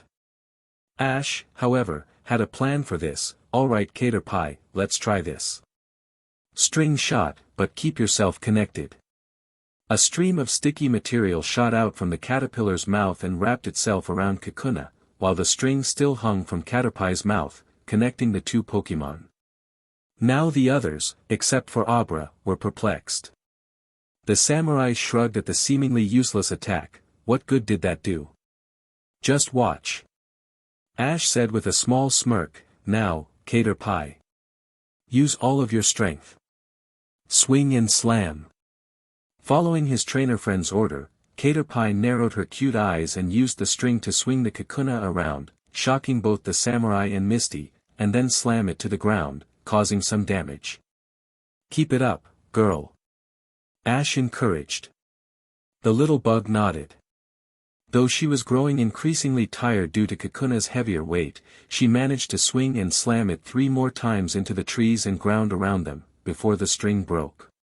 After that, she was visibly panting and sweating. Kakuna, however, wasn't that much better off, as it had several scratches on its shell, and was slow to move. On the other side, Samurai was colored impressed. That was a very interesting and advanced technique for a novice trainer. However, Kakuna wasn't out yet. Kakuna, hard tackle. Just like Metapod had done, Kakuna once again hardened its shell and flew at the tired caterpillar. Dodge that, Caterpie. Ash called frantically. Unfortunately, as tired as she was, Caterpie was a touch too slow, and was knocked back by the attack. Seeing this, Misty stuck her nose in the air. Told you it wouldn't be any different. Why don't you just give up? And she was cut off as Caterpie started to glow. Now, everyone's attention was on its glowing, changing form. She's evolving. Ash whispered in awe. It was a complete transformation, as once the mysterious light faded away, there stood a green cocoon with sleepy-looking eyes, Metapod. Awesome! Ash yelled as he went and hugged his newest Pokemon. You evolved. I'm so proud of you. Meta, the chrysalis said happily. Samurai couldn't help but smile, while Misty just scoffed and turned her head away, though even she had to admit that it was a cute scene. After he finished, Ash turned back to the samurai. Mind if we call this one draw? I would continue, but I don't think we want a battle of Harden, he said with a chuckle. After seeing the situation that Ash was talking about, Samurai chuckled and nodded. Very well, a draw it is. What? Misty yelled. They were just ending it there. After they returned and congratulated their cocoon Pokemon, Ash and Samurai squared off again, second Pokeballs ready. Samurai sent his fighter out first. Go, Pinsir, he yelled, releasing the fierce-looking bug type, making Misty shriek and almost run away from the clearing. Samurai glared at her. Will you please refrain from doing that? Are you trying to attract Beedrill? Ash just ignored her and got his Pokédex out. Pinsir, the stag beetle Pokemon. It grips its prey with its pincers until the prey is torn in half. What it can't tear, it tosses far. Ash shivered slightly before turning to Abra. What do you think? The little Psy Pokemon shook her head. Send Stereo out. Its long-ranged attacks have a better chance right now. The boy nodded at the sound logic. He was thinking that as well. With no more hesitation, Ash called out his next and last Pokemon. Stereo, let's go. The brown star Pokemon appeared with a call of Hiya. Seeing the water type, the armored preteen raised an eyebrow. So that's what he meant by the girl wanting a complete set. Seems decently strong. He must have trained it at least a little, he thought to himself, unaware that Ash could hear it. He then nodded. Very well then, I shall allow you to have the first move. Alright then, the young trainer smiled. Stereo, use Swift. The bejeweled Pokemon nodded and tossed itself up into the air and spun on a horizontal axis, where its gem began to glow. Within seconds, dozens of bright yellow stars shot out from its core and headed straight towards the large bug type. Knowing that they wouldn't be able to dodge, Samurai firmed his jaw and ordered, stand your ground, Pinsir. Take the attack. The stag beetle nodded and crossed its arms over its face and body, blocking the stars from hitting anything vital. The attack hurt, but not as much as it could have. Now, while they're distracted, Stereo, gain some altitude with rapid spin, then use water gun. Stereo let out a Hiya as it began to spin fast enough to barely lift it off the ground. Stop it with smack down. Pinsir immediately picked up a rock and threw it at Stereo, intent on taking it out of the air. The attack hit head-on, knocking Stereo back. Good thing you're not a flying type. Water gun Stereo, then try again. Ash commanded.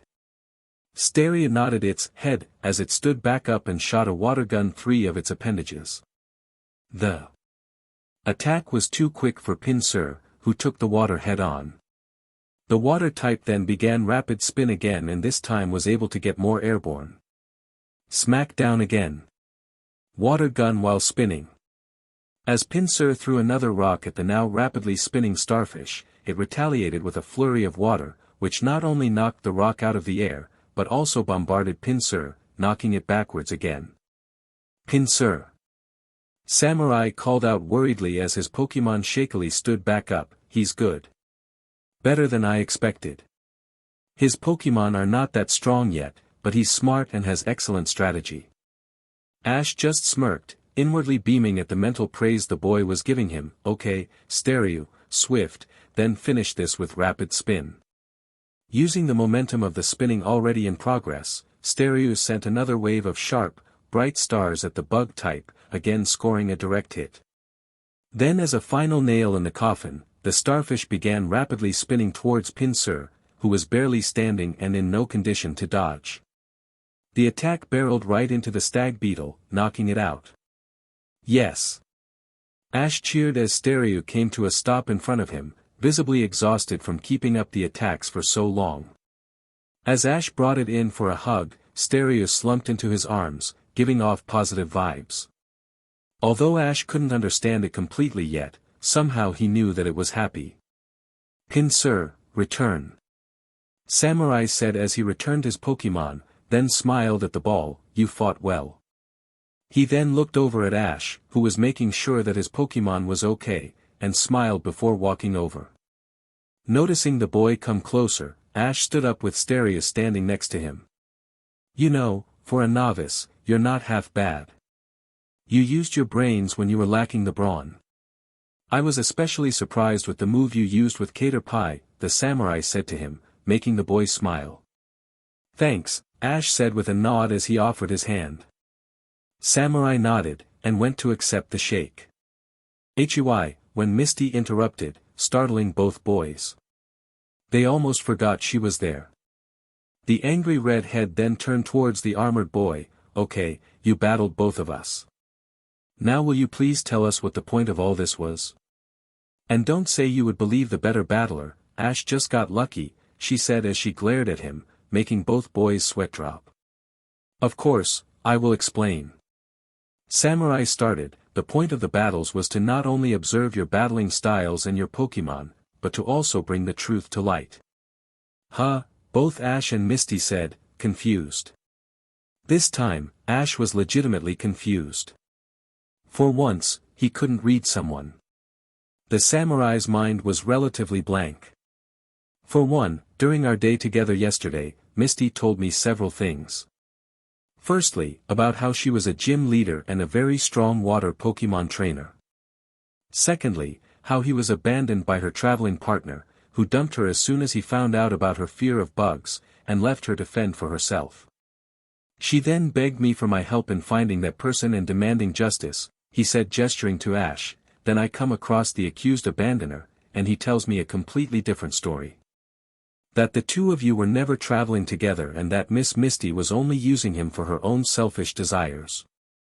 And you believe me, right? Misty looked up at him, putting on an innocent, chibi look. I think I'm going to be sick.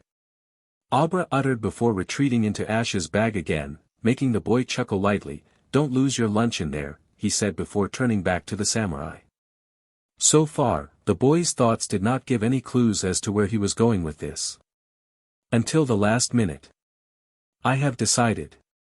Ash, he turned to the boy, who went a little wide-eyed. You are telling the truth, he said with a smile. What? Misty screeched. Again, how could you believe him over me? He's nothing but another master wannabe. Both boys glared at her before Samurai spoke. You showed your true colors during your battle with Poliwag. Not only was that Pokemon poorly taken care of and poorly trained, but anyone could see that it was in no condition to battle. But. Misty stuttered, taken aback, but what about Starmie, huh? As you could see he was in perfect condition. Yes he was, the samurai continued, further evidence of your neglect and selfish desires. What? Now her face was turning red, which made Ash hide a chuckle. It is obvious that you are one of those trainers that likes to play favorites, giving all of your love and attention to one or two Pokemon while the others suffer. And what little attention you do give to your other Pokemon is probably minimal or negative, the older boy said while crossing his arms. That's not true. She yelled, hurting their ears. Furthermore, it also confirmed another part of what Ash said, about how you have been after his stereo in order to get the set. You don't know that. She was screaming now, making Ash plug his ears after recalling stereo to rest. "I know enough," he said while giving Ash a smile. "I can see why you have been trying to escape her. I wish you luck with that." "How dare you!" she yelled before going off again, yelling stinging words and insults at both boys while screaming at the top of her lungs, making both boys cover their ears. It was then that Ash sensed something in the forest, an angry something. No. A lot of angry somethings. The voices of at least 100. The samurai growled, "Miss, you must keep your voice down or you'll." Too late. Ash cut the samurai off before pulling him into a nearby bush. "Huh." Misty blinked as she watched them. "Hey. Don't hide from me." "Keep your voice down," Ash said in a harsh whisper. "Yes, or you'll attract them." Samurai followed up. "Who?" She glared at them before she heard it. And froze up cold before slowly turning around. Behind her was at least 100 beedrill, all glaring right at her. Their sharp appendages gleamed in the patches of sun that filtered through the trees. As Ash watched the scene from the safety of the bushes, he overheard them all talking angrily about the loud human that needed to be shut up. Although he couldn't agree more, he didn't think even Misty deserved this. Then, before he could think of something, he noticed that Misty's mind froze up and went completely blank, and the girl did something they weren't but should have been expecting. She fainted. Seeing that the loud and offensive human was now defeated and finally quiet, the hive retreated back to their nest to celebrate another easy victory. After a good 10 minutes, Ash and the samurai emerged from the bushes. "That was a close one," Ash whispered, now reveling in the new calm of the forest. The samurai nodded, "Yes it was, and thank you for alerting me to the incoming threat." "How did you know they were coming?" "I have good ears." "Excellent hearing," he half lied, pointing to his ears to further drive the point. "Luckily the other boy bought it." "Very well then. Come, it is getting late, and the beedrill may return. You and the loudmouth maiden was welcome to stay in my cabin for the night," the armored boy offered, "as long as you stay quiet." "Not a problem for me," Ash said with a chuckle. With that decided, Ash and the samurai carried Misty back to his cabin, carefully avoiding the various nests and hostile bug types thanks to Ash's excellent hearing.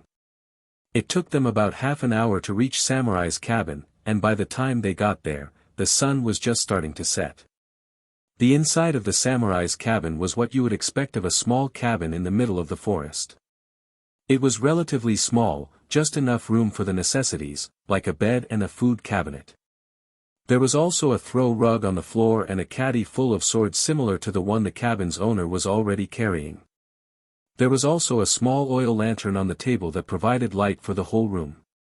Once the boys had placed Misty under a cover in the corner, they sat down and shared a drink of water as they engaged in small talk. Samurai had removed his armor, showing that he had very calm, almost lazy black eyes, and a serious yet gentle-looking expression. "So," Samurai started, "how long have you been a trainer?" As the young boy took a sip of his drink, he thought, "About a week I guess." At that answer, the older boy went wide-eyed before smiling, "Considering how you battled, that's pretty impressive. Still, I could tell that most of your Pokemon look very young." Ash just nodded, "Yeah, we're not very experienced yet, but we're getting there." Samurai nodded, "He's wise beyond his years." He then asked, "Do you have any preferences Pokemon-wise?" To that question, Ash frowned, going into deep thought. I'm not sure. Maybe once I develop my team more. Possibly. Samurai said, "But I do see a trend." He nodded to Abra, who was sleepy next to Ash's backpack. "Your starter is a psychic type. Your strongest Pokemon is a water type that becomes part psychic upon evolution. And Metapod, when it becomes a Butterfree, can learn certain psychic type moves." At that realization, Ash went wide-eyed. He hadn't even realized that. "Well, that's certainly something to look into. Don't know if I want to specialize yet though." He then turned to the older boy, "What made you want to specialize in bug types?" The older boy chuckled as he went down memory lane, painting a picture for Ash's mind to see. For me, it was a given. The art of capturing, raising, and training bug-type Pokemon has been a tradition in my family for years. My father was a true master of them in his day, he said as he thought of his father's proud and strong form. He then frowned. Many people think of bug types as weak, useless Pokemon with no potential. My family seeks to end that misconception, by proving that bug-type Pokemon have hidden strengths that only the best of trainers can unlock. At his speech, Ash merely nodded. It was true, after all. Many trainers looked down on bug types because of their fragility. Very few bug types were even considered worthy in the eyes of most trainers. Allow me to give you some advice that may help you down the road. The samurai said with a smile, least I could do for you giving me such a tough battle, as well as helping me with the bee drill. Ash quickly returned the smile and nodded, I could always use some advice. The older boy nodded, you are smart, and your Pokemon seem to trust you and like you, but training is always important. Remember, it is important to train a Pokemon in all aspects of battle. And there are many factors to consider: physical strength, specialty power, speed, agility, endurance in both attacking and taking attacks. There is also studying and knowing what type advantages there are and what abilities each Pokemon have and what they do. Ash nodded as he took a notepad out of his backpack and wrote down what the boy was saying. It was good advice to remember, albeit a bit basic. Still, it was good to have it written down so it'll be easier to remember. Also, if you do decide to specialize, you have to dedicate yourself to that type. You have to truly believe that it is the strongest, most dominant type out there. He then smirked. Of course, if you do go the psychic route, you won't stand a chance against me and my bug-type team. Hearing that, Ash went wide-eyed, before smirking himself. Oh really now? Alright then, how about this? Once I build my team and get stronger, I'll come back here for a rematch with you. Deal? He asked as he held out his hand, which the samurai eagerly took, smiling. Deal. It was about an hour before dawn, but still, Ash decided that it was time to leave before a certain irate redhead woke up. Abra was still sleeping in his backpack and would most likely remain there for most of the day. As he finished getting ready and was heading out, Samurai met him at the door. Ash smiled at the boy. Thank you for letting me stay here for the night. The pleasure was all mine, the boy said, waving him off. Now, just follow my directions and you will see Pewter City before noon. The young trainer nodded as he looked down the path he was supposed to take, then turned back to his new friends. Thanks. He then frowned as he looked at the back room where Misty still slept. What are you gonna do about her? At the question, Ash felt the samurai's thoughts turned somewhat irritated. Good question. What will I do with such an insufferable girl? Ash several somewhat evil thoughts went through the boy's head. Ash had to resist going wide-eyed, that he had to really resist. Who knew the boy in front of him could have such a deviant side? I'll think of something, he finally said without breaking his stoic expression, making Ash sweat drop. Hee. Well, I better get going, he said as he kept his composure, but one day I will return for that rematch, he said as he started to head down the road, clearing the samurai's thoughts from his head. He didn't really know what he would do once he got to Pewter, since he didn't think his team was ready to take on the gym. What he really wanted to do was visit Cerulean to get some advice about Stereo, and then Saffron for some help with his gift.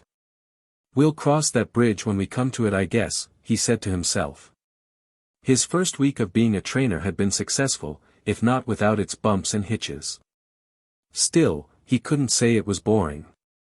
Still, he could definitely live without meeting that egotistical redhead, and could only hope that their paths would never meet again. Fat chance, a voice came from his backpack, making the boy chuckle. Yes, this will definitely be an interesting journey. And hopefully, I'll find a place where I belong. Pewter City. The City of Stone. And it fit its name perfectly. Most of the buildings seemed to be made of gray stone or rock-like materials. Despite the light color, though, each building had its own design or flair that made it different from all the other buildings around it. This seems like a nice place. Ash said as he stood on a hill overlooking the city. He took in a deep breath before beginning to walk into town. I'm just glad to be out of that archaeous forsaken forest, said a slightly irritable female voice from his shoulder. Her comment made Ash chuckle. Oh, come on, it wasn't that bad. We made new friends. Sure. In between angry hordes of beedrill and an irate redhead, we met a weird armored bug boy and a caterpillar-turned-cocoon. Abra said as she huffed. Hey now, don't be so rude. Ash said with a serious look on his face, Metapod is your team member and our friend. Remember that. Careful boy, people get nervous quick around someone who talks to himself, the new, gruffer voice spoke. Looking towards the source of the new voice, Ash and Abra saw an older-looking man, dressed in a red tank top, dirty brown pants, a beanie on his head, and a very rough beard around his face. He sensed that the man was somewhat weirded out by him supposedly talking to himself, though didn't show it outwardly. Oh, I wasn't talking to myself, he said as he tried to correct the situation, I was talking to my Abra here. She communicates in my mind. I just forget to do the same sometimes, he said as he scratched the back of his head. The bum-looking man just stared at him for a moment before saying, you know. That only makes you sound weirder, making Ash and Abra sweat drop. At that moment, the little Psy Pokemon let out a yawn. Was it time for a nap already? Noticing it, the man frowned, your Abra looks like it could use some rest. Come on, I'll show you to the Pokemon Center. Oh, thanks. The boy said gratefully. Upon reading the man's surface thoughts, he saw the man was sincere. Mostly. There was also a big part of his thoughts that was obsessed with seeing Nurse Joy and you, creepy. Not going there. Thanks to the man, Flint was the name he read, they made it to the center in almost no time, and was promptly greeted by Nurse Joy, welcome to the Pokemon Center. How may I help you today? That's what came out of her mouth. But thanks to his gift, Ash heard this. Oh no, not that pervert again. Probably using that poor naive boy as an excuse to come here. Maybe I should call Jenny. Then again that only seemed to turn him on more. You.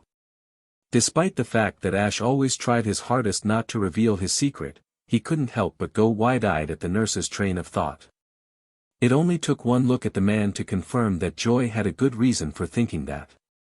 The man was practically drooling, his thoughts merely chanting, Nurse Joy. Oh! Nurse Joy, over and over. By this point, the poor woman was visibly grimacing. Having seen enough, Ash decided to say something, is there something going on between you and Nurse Joy? 'Cause she doesn't look happy to see you, he asked with a raised eyebrow and slightly disturbed look. Caught off guard by the boy's question, Flint was snapped out of his trance and looked at him, "You have no idea what you're talking about." Swear, Ash said as he rolled his eyes and approached the desk. Hello, Nurse Joy, how are you? He asked, before looking behind him at Flint, who seemed to be having an internal battle with himself as what was the best moment to approach Nurse Joy. Does that guy bother you a lot? To his question, the nurse just sighed, well, he isn't exactly a welcome sight at the center. But don't worry, he doesn't show up every day, she said, keeping her happy face on, anymore, she thought with an inward sigh. After summing up the situation, Ash couldn't help but feel sorry for her. He couldn't imagine what it would be like to have a pervert that couldn't take a hint stalk you. Whoa. Bad thoughts. By the way, the nurse said, break him from his thoughts, thankfully. Have you seen those posters over here? She said as she pointed towards the wall. Looking over, Ash saw several posters up, advertising for several events. One was for the famous Indigo Conference, another was for an event new to Kanto, called Pokemon Contests. A third one that Ash noted was for several small tournaments that were being held throughout the region, with great prizes for the top 3. After studying the posters for a few moments, Ash nodded, I've heard about the league and the tournaments, but can you tell me what Pokemon contests are about? Certainly, she responded with a nod. Pokemon contests are a new Pokemon-themed event that originated in the region of Hoenn. In contests, Pokémon and their trainers, who are called coordinators, work together to make a variety of moves and combinations to show off their Pokémon strengths and abilities. The first round is usually the performance round, while the rest of the rounds are usually contest battles. Contest battles. MHM. They're almost like Pokémon battles, only you must keep in mind to not only make your Pokémon moves look beautiful, but to also keep your counters and dodges beautiful and graceful as well. The young trainer hummed to himself. He didn't exactly know what to think of contests. Maybe it was something to at least look into. Thanks for the info, Nurse Joy. But for now, I think I'll just focus on building up my team and getting to Saffron, he told her, to which she only smiled. Good idea to build your team up first, but why Saffron City, may I ask? Ash said, trailing off, not sure what to say in response to her question. My uncle lives there. He runs a business that he needs help with, and even offered me a place to stay. He lied. Last thing he wanted to do was say that he was a homeless orphan with nowhere to go except the psychic school because of his strange gift. Man, that's depressing. Oh, I see, the nurse replied. Well, in that case, I'll be happy to heal and check your Pokémon for you if you like, and if you ever change your mind, just come talk to me. Maybe while you're here, you can check out our region-famous museum. Museum? He asked curiously, seeing some images of the building and what it looked like within Joy's mind. Sounds awesome, and yes, I would like you to make sure my Pokémon are okay, he said as he gave her 2 Pokeballs and fished a sleeping Abra out of his backpack. Ah, how cute. Joy said as she took them into the back. Yeah. Cute, the young trainer smirked. Cute wasn't exactly how he would describe Abra given her Spitfire personality. Within a few minutes, the nurse was back with his Pokeballs, and Abra, who was still sleeping unsurprisingly. Here you are. Your Pokémon are in perfect health, the nurse said with a sunny smile. Thanks, Nurse Joy. Ash said as he returned the smile before collecting his friends and heading out. Though, not before giving the still love-struck Flint a stern glare and a clear message. Do yourself and your health a favor and stay away from Nurse Joy, or else I will call a cop and it won't be Officer Jenny. That was enough to snap the man out of his trance and give the boy a surprised look. How did he know about Jenny? Was it that obvious that he likes his ladies? He knew he was a bit of a pervert, but still. Gah. Maybe it was best to heed the boy's warning. For now anyway. It didn't take long to find the museum, considering that it was one of the largest and most impressive buildings in Pewter. After paying the entry fee and getting a rundown of the rules, the young trainer decided to look around for something that may interest him. As he maneuvered through the rooms and the crowds of tourists, he let his mind wander. If anything to distract his mind from reading the numerous thoughts in the room and save himself a headache. Even though I said I wanted to build my team up first, it is awfully tempting to just go try the gym and see how I do, he thought to himself. The Pewter gym is a rock-type gym, and if I'm not mistaken, the gym leader's main Pokémon is an Onyx. Well, I do have Stereo, who has an obvious type advantage, but it. Actually, I'm getting the vibe that it's a she. Still needs work on perfecting Rapid Spin. He was brought out of his train of thought when a brightly lit display caught his eye. The background of the display was a huge mountain cutout with a starry night sky. In front of that was a display strange-looking rocks and stones of various colors. In fact, they almost seemed to radiate those colors like a small prism. But that's not what caught Ash's eye. Around the rocks were little pink statues and various display pictures of one Pokémon that Ash had been wanting to meet for some time. Clefairy. They are considered the first true fairy type, and one of only 2 fairy types found in Kanto besides the Jigglypuff line. It's also one of the rarest and least known about Pokémon besides the legendaries themselves, making it all the more mysterious and fascinating. Several stories and theories are out there, but very few really have a leg to stand on. As Ash looked over the details of the display, he found 3 little information windows nearby and read them. The first one was right in front. Mount Moon Display. Mount Moon is a large, dark, and mysterious mountain that lies in between Pewter City and Cerulean City.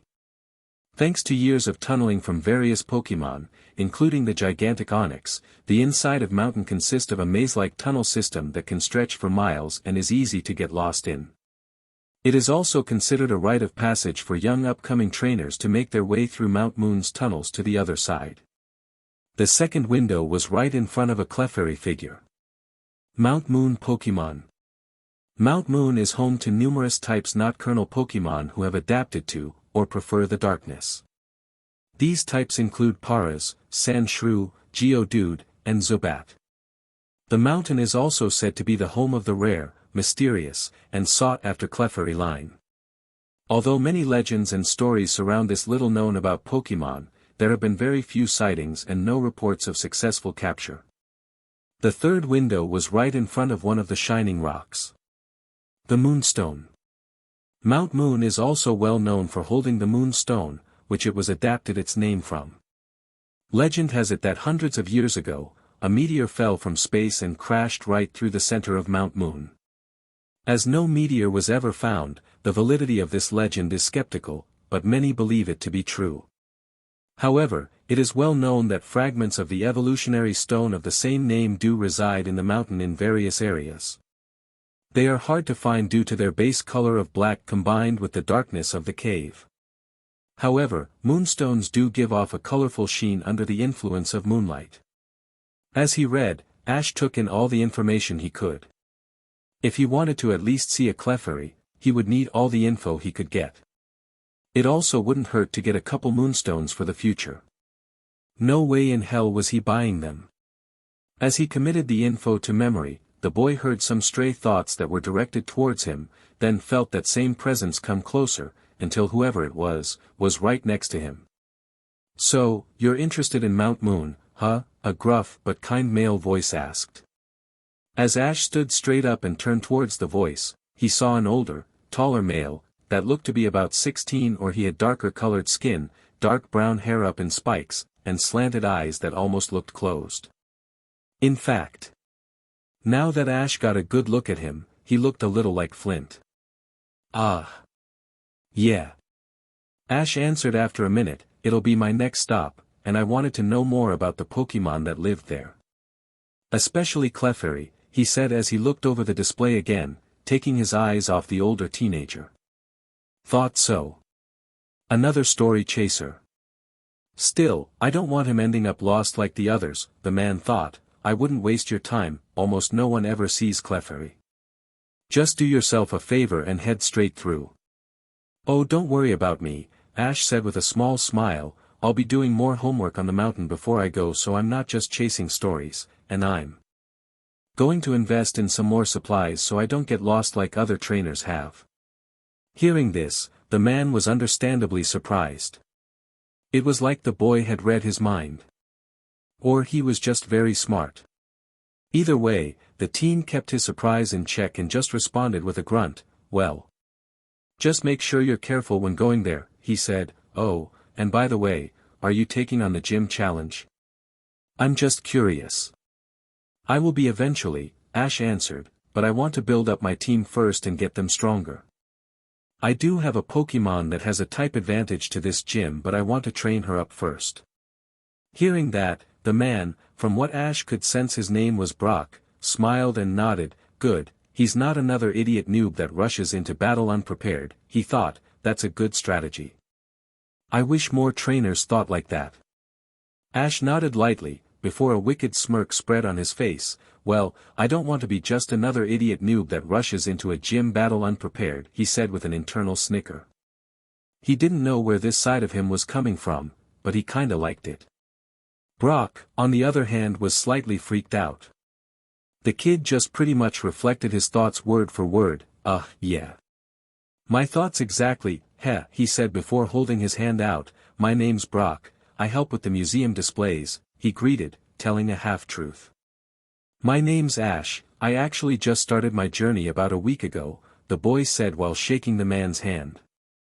Now, Ash may be able to read a person's surface and at times in-depth thoughts just by looking at them, but when physical contact is made, like a handshake, his telepathic power increases tenfold. As long as that contact is held, he can see a person's life story, including their memories, their feelings towards certain things, and even their buried skeletons, which has scared him on more than one occasion. With that 5-second handshake, Ash could tell this. Brock was not only someone that worked for the museum, he was also the Pewter City gym leader. He had 9 little brothers and sisters that he cared for almost 247 because his father, who looked familiar, abandoned them, and his mother vanished soon after. Sounded kinda familiar to what happened to him. Sans the brothers and sisters. He could also tell that, like someone else he just met, the teen had an unhealthy love for Nurse Joy and Officer Jenny. Though he was able to keep it on a better leash than Flint. So overall, Brock wasn't a bad guy. Definitely a big brother figure. Nice to meet you, Brock, Ash said with a sunny smile, you know. You kinda look like the guy that led me to the Pokemon Center earlier. Same eyes and everything, the boy said while rubbing his chin in thought. I do? Brock asked with a frown and a raised eyebrow. Yeah. Only he looked a lot older and had a scraggly-looking beard. And he kept giving Nurse Joy the creepiest looks. I hope she's okay. I had to literally threaten the guy before I left not to mess with her. Really? Brock said as he frown deepened.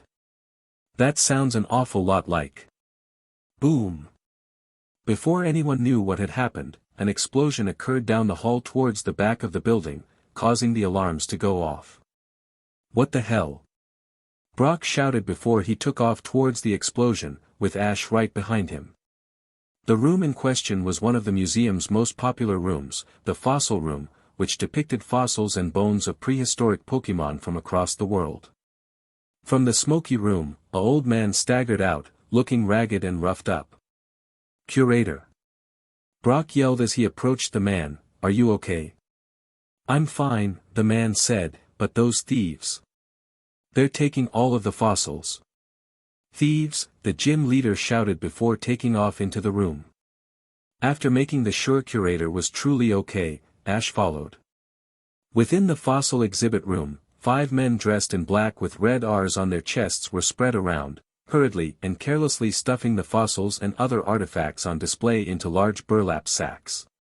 Hurry up. 5 minutes before the cops arrive. One of them shouted, causing all of them to speed up their pace, not even caring if the fossils were damaged upon extraction. Stop this. A voice shouted, causing all 5 to stop and turn towards the new presence. Brock was angry. Very angry.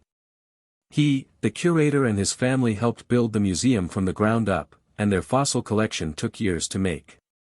Who's that? One thief asked pompously, while another looked apprehensive, I think he's the...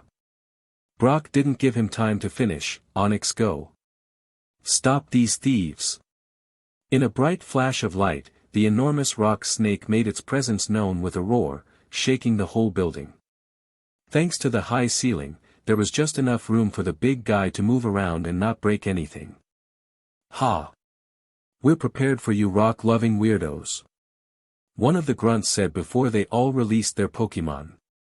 Just as he said, all of the grunt were armed with either water or grass-type Pokemon. A Tentacle and Tentacruel, along with a Vileplume, Victreebel, and Parasect were present. Tentacle Tentacruel, Water Gun. Victreebel, Razor Leaf. Parasect Vileplume, Stun Spore. Onyx, quick, sweep them all with your tail. Brock cried out to defend. The tactic worked, partly, as Onyx's heavy tail worked like a battering ram, sweeping all of the enemy Pokemon to the sides. Unfortunately, it wasn't fast enough to stop the influx of Stun Spore. Onyx, look out! Brock shouted. However, he saw that there was no way Onyx would dodge and was prepared to call it back when. Stereo, use Rapid Spin Water Gun combo to blow that Stun Spore away. In a flash of light, the brown starfish appeared, already spinning as its sprayed flew through the air. Once high enough, it went vertical and started shooting off its water gun attack, knocking down the Stun Spore as well as soaking the enemy Pokemon. Huh? Ash? Brock said, surprised. The boy smiled and gave him a thumbs up before turning towards the evil men. So, going by the R's on their chest, I'm guess that these guys are Team Rocket. One of the men smirked. That's right, kid. I see that you've heard of us. If that's the case, then you should know better than to mess with the likes of Team Rocket. Actually, Ash started with a small smirk. Last time I fought someone from your group, they were pretty easily defeated. They are aggressive, yes, but they were dumb. Kinda like you guys. Why you, one of the other grunts you. We'll teach you some respect. Victory bell, use. He was cut off as something landed on his back, seemingly from nowhere, stopping him cold from surprise. Huh? What the? Ash couldn't help but let out a snicker. Guess all the noise woke you up, he thought. On the grunt's back was none other than the young trainer's starter and partner, the particularly cranky Abra. No, what was your first guess? She said sassily, as the bopped the grunt on the head, making him see stars, before teleporting to the next one. Get that pest, one of them shouted. Forget it. We gotta get out of here. The cops will be here any minute, the supposed lead grunt yelled.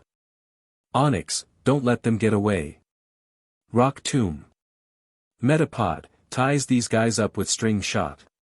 Ash yelled, throwing out his third, and deceptively weak Pokemon. Immediately, it began shooting its sticky string towards the rocket grunts and their Pokemon, trying to tie them up. Enough. A grunt yelled, Victory Bell, Razor Leaf on the string shot, then that pesky YOW. He couldn't finish his sentence as he was bonked on the head by Abra. Still, the grass type got the message as it shot out multiple leaves at the string, cutting it and then at Metapod, knocking it back. Metapod. Ash yelled as he caught his flying bug type, which made him fly backwards and to the ground from the momentum of the attack. Ash. Brock yelled out, worriedly, which also distracted Abra from her task. A costly mistake. Gotcha, the grunt yelled as he grabbed Abra and slammed her to the ground, then yelled, Vile Plume, use Stun Spore on this thing. Vile, the grass type shouted as he prepared his attack. Geodude. Tackle that Vile Plume. Brock yelled as he released his second Pokemon, Onyx, use Bind on the closest rocket. Victory Bell, Razor Leaf on Onyx, a grunt shouted. Parasect. Stun Spore that Geodude, the first grunt snarled. Abra. Teleport back to me. Ash yelled as he stood up, cradling an injured Metapod. No you don't. Tentacruel, restrain that pest, the lead grunt shouted. Abiara, the psychic type cried out in pain as the giant jellyfish wrapped two of its tentacles around her, wrapping her painfully. Thanks to the pain, she could not concentrate enough to teleport. Arceus, damn it. Abra, no. Ash cried out worriedly to his Pokemon. It wasn't going well on Brock's side either, as his Geodude was stunned and Onyx was taking damage from the Razor Leaves. Onyx, do another sweep. Brock called out desperately. They were losing ground, and quickly. Stereo, help Abra. Use Swift on Tentacruel. Ash yelled to his water type, who had been spraying at random targets. The starfish Pokemon immediately turned its aim towards the large poison type and fired a flurry of stars. Since Swift is an attack that can't be dodged, Tentacruel was struck by the normal type attack, taking damage, but still holding on to Abra with a firm grip. Tentacle, Poison Sting on Stereo, the youngest grunt shouted. Onyx. Slam that tentacle. Brock countered as he gave Geodude a Pecha Berry to cure his paralysis. Gur. Victory Bell, use. Sir. The cops are coming. They're in the building. Damn it, the lead grunt said, we gotta get out of here. Leave the loot for another day. Tentacruel, toss that runt away. With a grunt, Tentacruel threw Abra to the ground, where it not so softly landed. Ugh, the little Psy Pokemon grunted, I get you for that. Abra. Ash yelled as he ran to his Pokemon. I want some revenge before we go, one grunt said with a smirk, this should teach you not to mess with Team Rocket, punk. Victory bell, leaf blade on that little pest, he shouted pointing towards Ash. Without hesitation, the flycatcher Pokemon rushed towards Ash, who was still running towards Abra.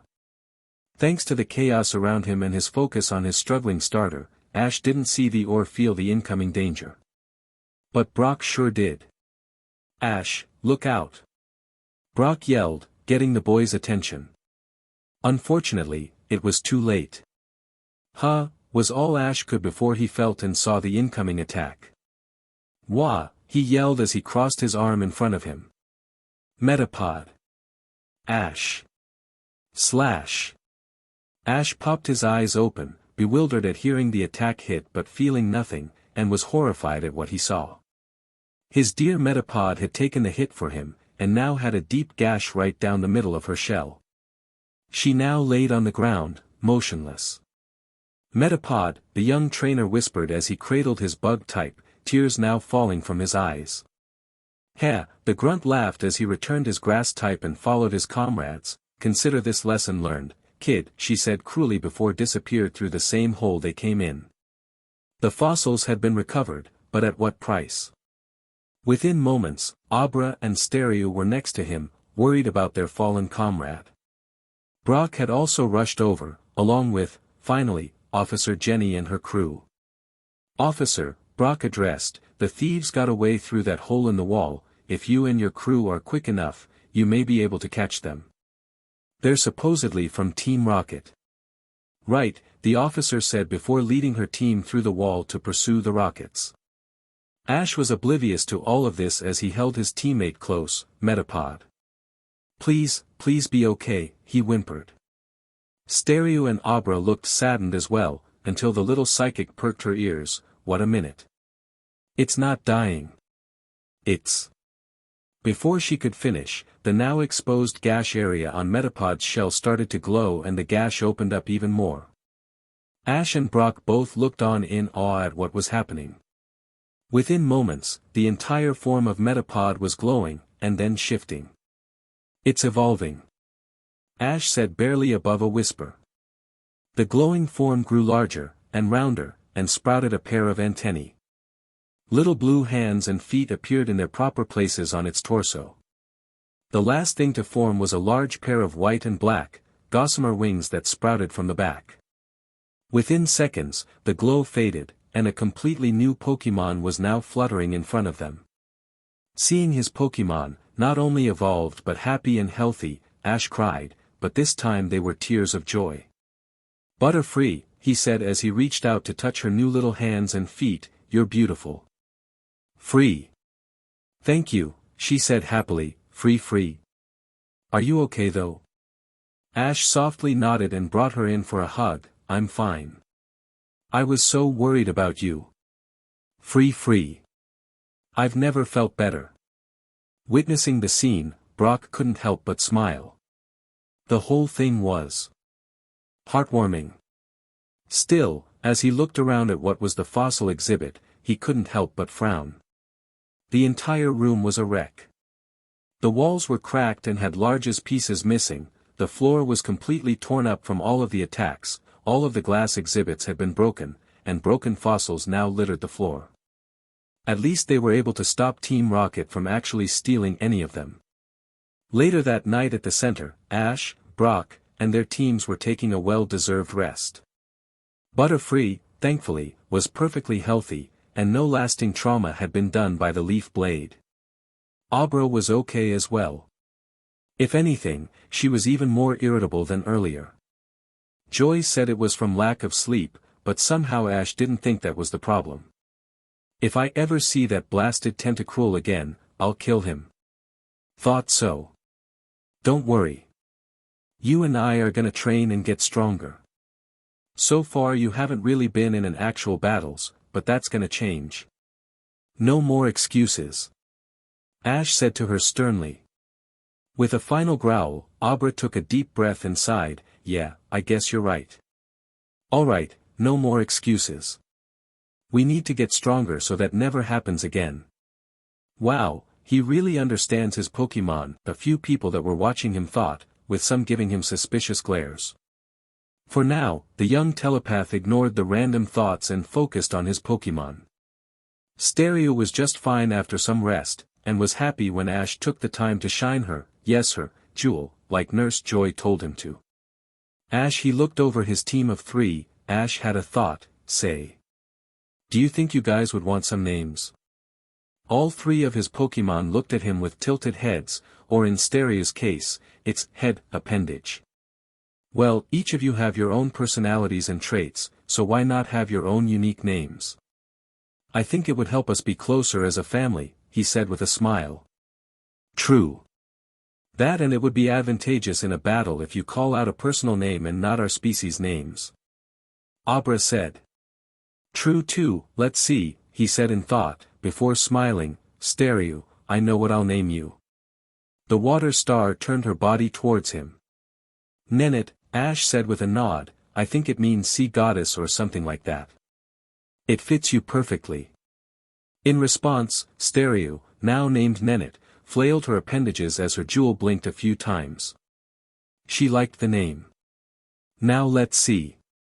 For you Butterfree, he said as he thought for a sec, how about Sky? Since you got those wings, you haven't stopped hovering in the air. Yes. I love the name.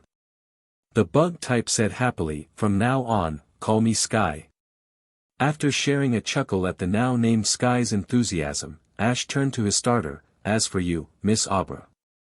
Abra tensed as she wondered what name her trainer could have possibly thought of for her. How about, Sage, Ash decided. Like the seasoning? Abra asked with a sweat drop, making Ash chuckle. No, a sage is also defined as a very wise person that people confide in for advice and information. That's kinda like what you've been doing with me since we started our journey, isn't it? The little psychic fox thought on it, I suppose so. Alright then, Sage it is, she said with a nod. Then it's settled, the boy said with a nod, before sensing that Brock was approaching. Hey Brock, Ash greeted, meet my newly named Pokemon, Sage, Sky, and Nennet. In response, the teenager chuckled, nice to meet you all. The young trainer nodded before continuing, everyone, meet Brock, the gym leader. Huh? Brock looked at the boy, blinking in slight shock. Ash, I don't remember telling you that I was the gym leader. How did you know? He stuttered, before laughing nervously, Oh don't be silly Brock, everyone knows the famous Pewter City gym leader, he said as he scratched the back of his head nervously, hoping that was enough to cover up his slip. Smooth. You really need to work on that. Or get some acting lessons. Sage said with a sweat drop. Hush. Oh. Okay. Brock said, although it was obvious that he was still suspicious. Still, he shrugged it off and smiled, in that case, this'll be a lot more simple. I know you said that you wanted to build up your team first, but after your performance against the Rockets, I'm curious to see what you can do. He then stepped forward, so what do you say? You want to try out that gym battle? Really? Ash asked, a little surprised, then smiled, isn't it usually the other way around? Aren't I supposed to be the one challenging you? Haha. Yeah, but I'm willing to bend the rules here. What do you say? The gym leader asked again. After a moment to think and consulting his team, Ash nodded, sure. Doesn't hurt to try. That's the spirit. Brock nodded, in that case, meet me at the gym tomorrow at 9 o'clock, sharp. Okay. Got it. Ash and his team spent a good part of the night thinking up strategies and counter-strategies, preparing for their first gym battle. Even though Nurse Joy gave Sky the all-clear after her evolution, Ash was still a little apprehensive about letting her battle. So they made the decision. Sage the Abra would have her debut here, with Nennet being the other definite due to her type advantage. Okay. Ash said with a yawn, I think we're good. Are we all ready for bed? Yup. Definitely. Hiya. With that said, they all went to bed, their minds buzzing about tomorrow. The next day couldn't come soon enough, as Ash and his team were up with the sunrise. After some morning stretches and last-minute strategizing, the young trainer recalled his team and headed towards the gym. It only took about 10 minutes, with the help of some friendly bystanders, to find the place. The gym itself wasn't all that impressive looking. In Ash's opinion, it looked like a couple of giant boulders pinned together with a door in front of it. With a small shrug, the young trainer opened the door and walked inside. The inside was pitch black, to the point where Ash could barely see his hand in front of his face. Still, he felt that Brock was here, somewhere over on the other side of the building. He also felt the presence of several other unknowns, possibly Brock's family. Then, right before he was about to call out for Brock to turn the lights on, he heard this. Hee hee. Time for some intimidation. A loud thought. Obviously Brock's. Who goes there? The older male's voice boomed through the darkness. Now, to anyone else, that would be pretty intimidating, but to Ash. Come on Brock. Cut the act, it's me. Ah. Ehehe.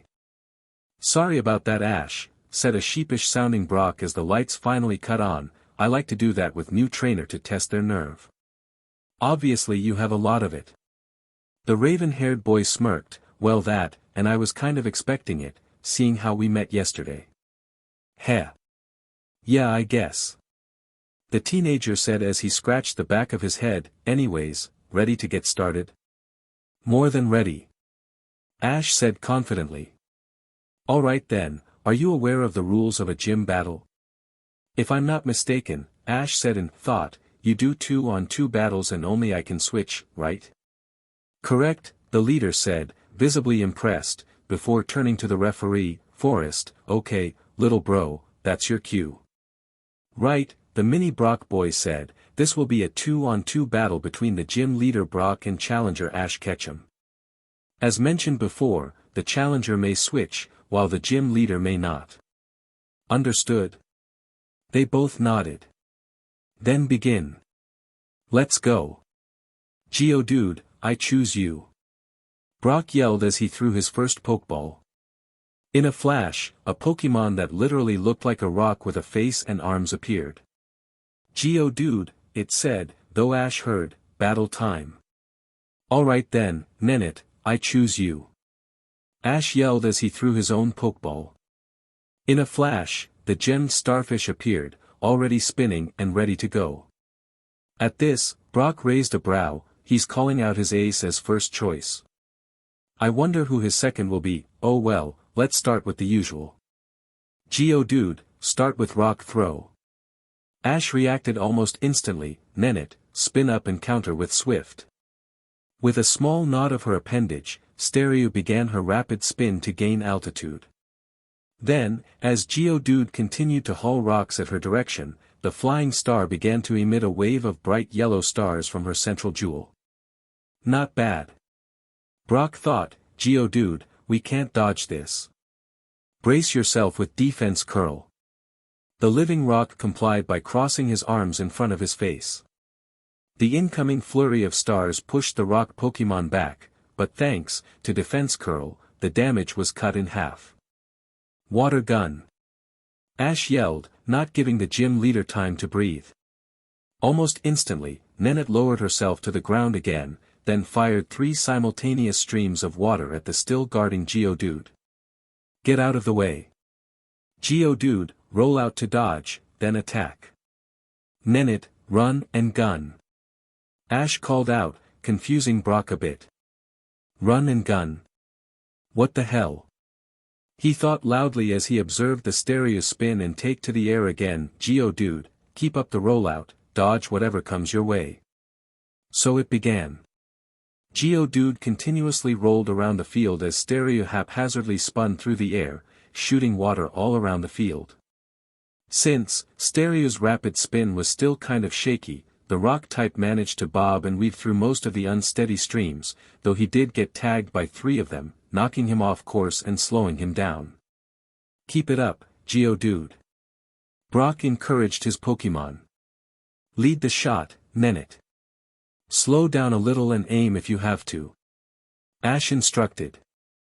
As Geodude kept rolling, Nenette slightly slowed down her rotation and aimed her appendages more accurately. Following her trainer's orders, she followed the rock type's pathway and lead her shot. Geodude, turn! Brock called out. Unfortunately it was too late. Geo! The rock type cried out as he was blasted backwards. Geodude! Brock cried out in concern as his Pokémon was blasted backwards. Finish this with another water gun, Ash said with a bored smile.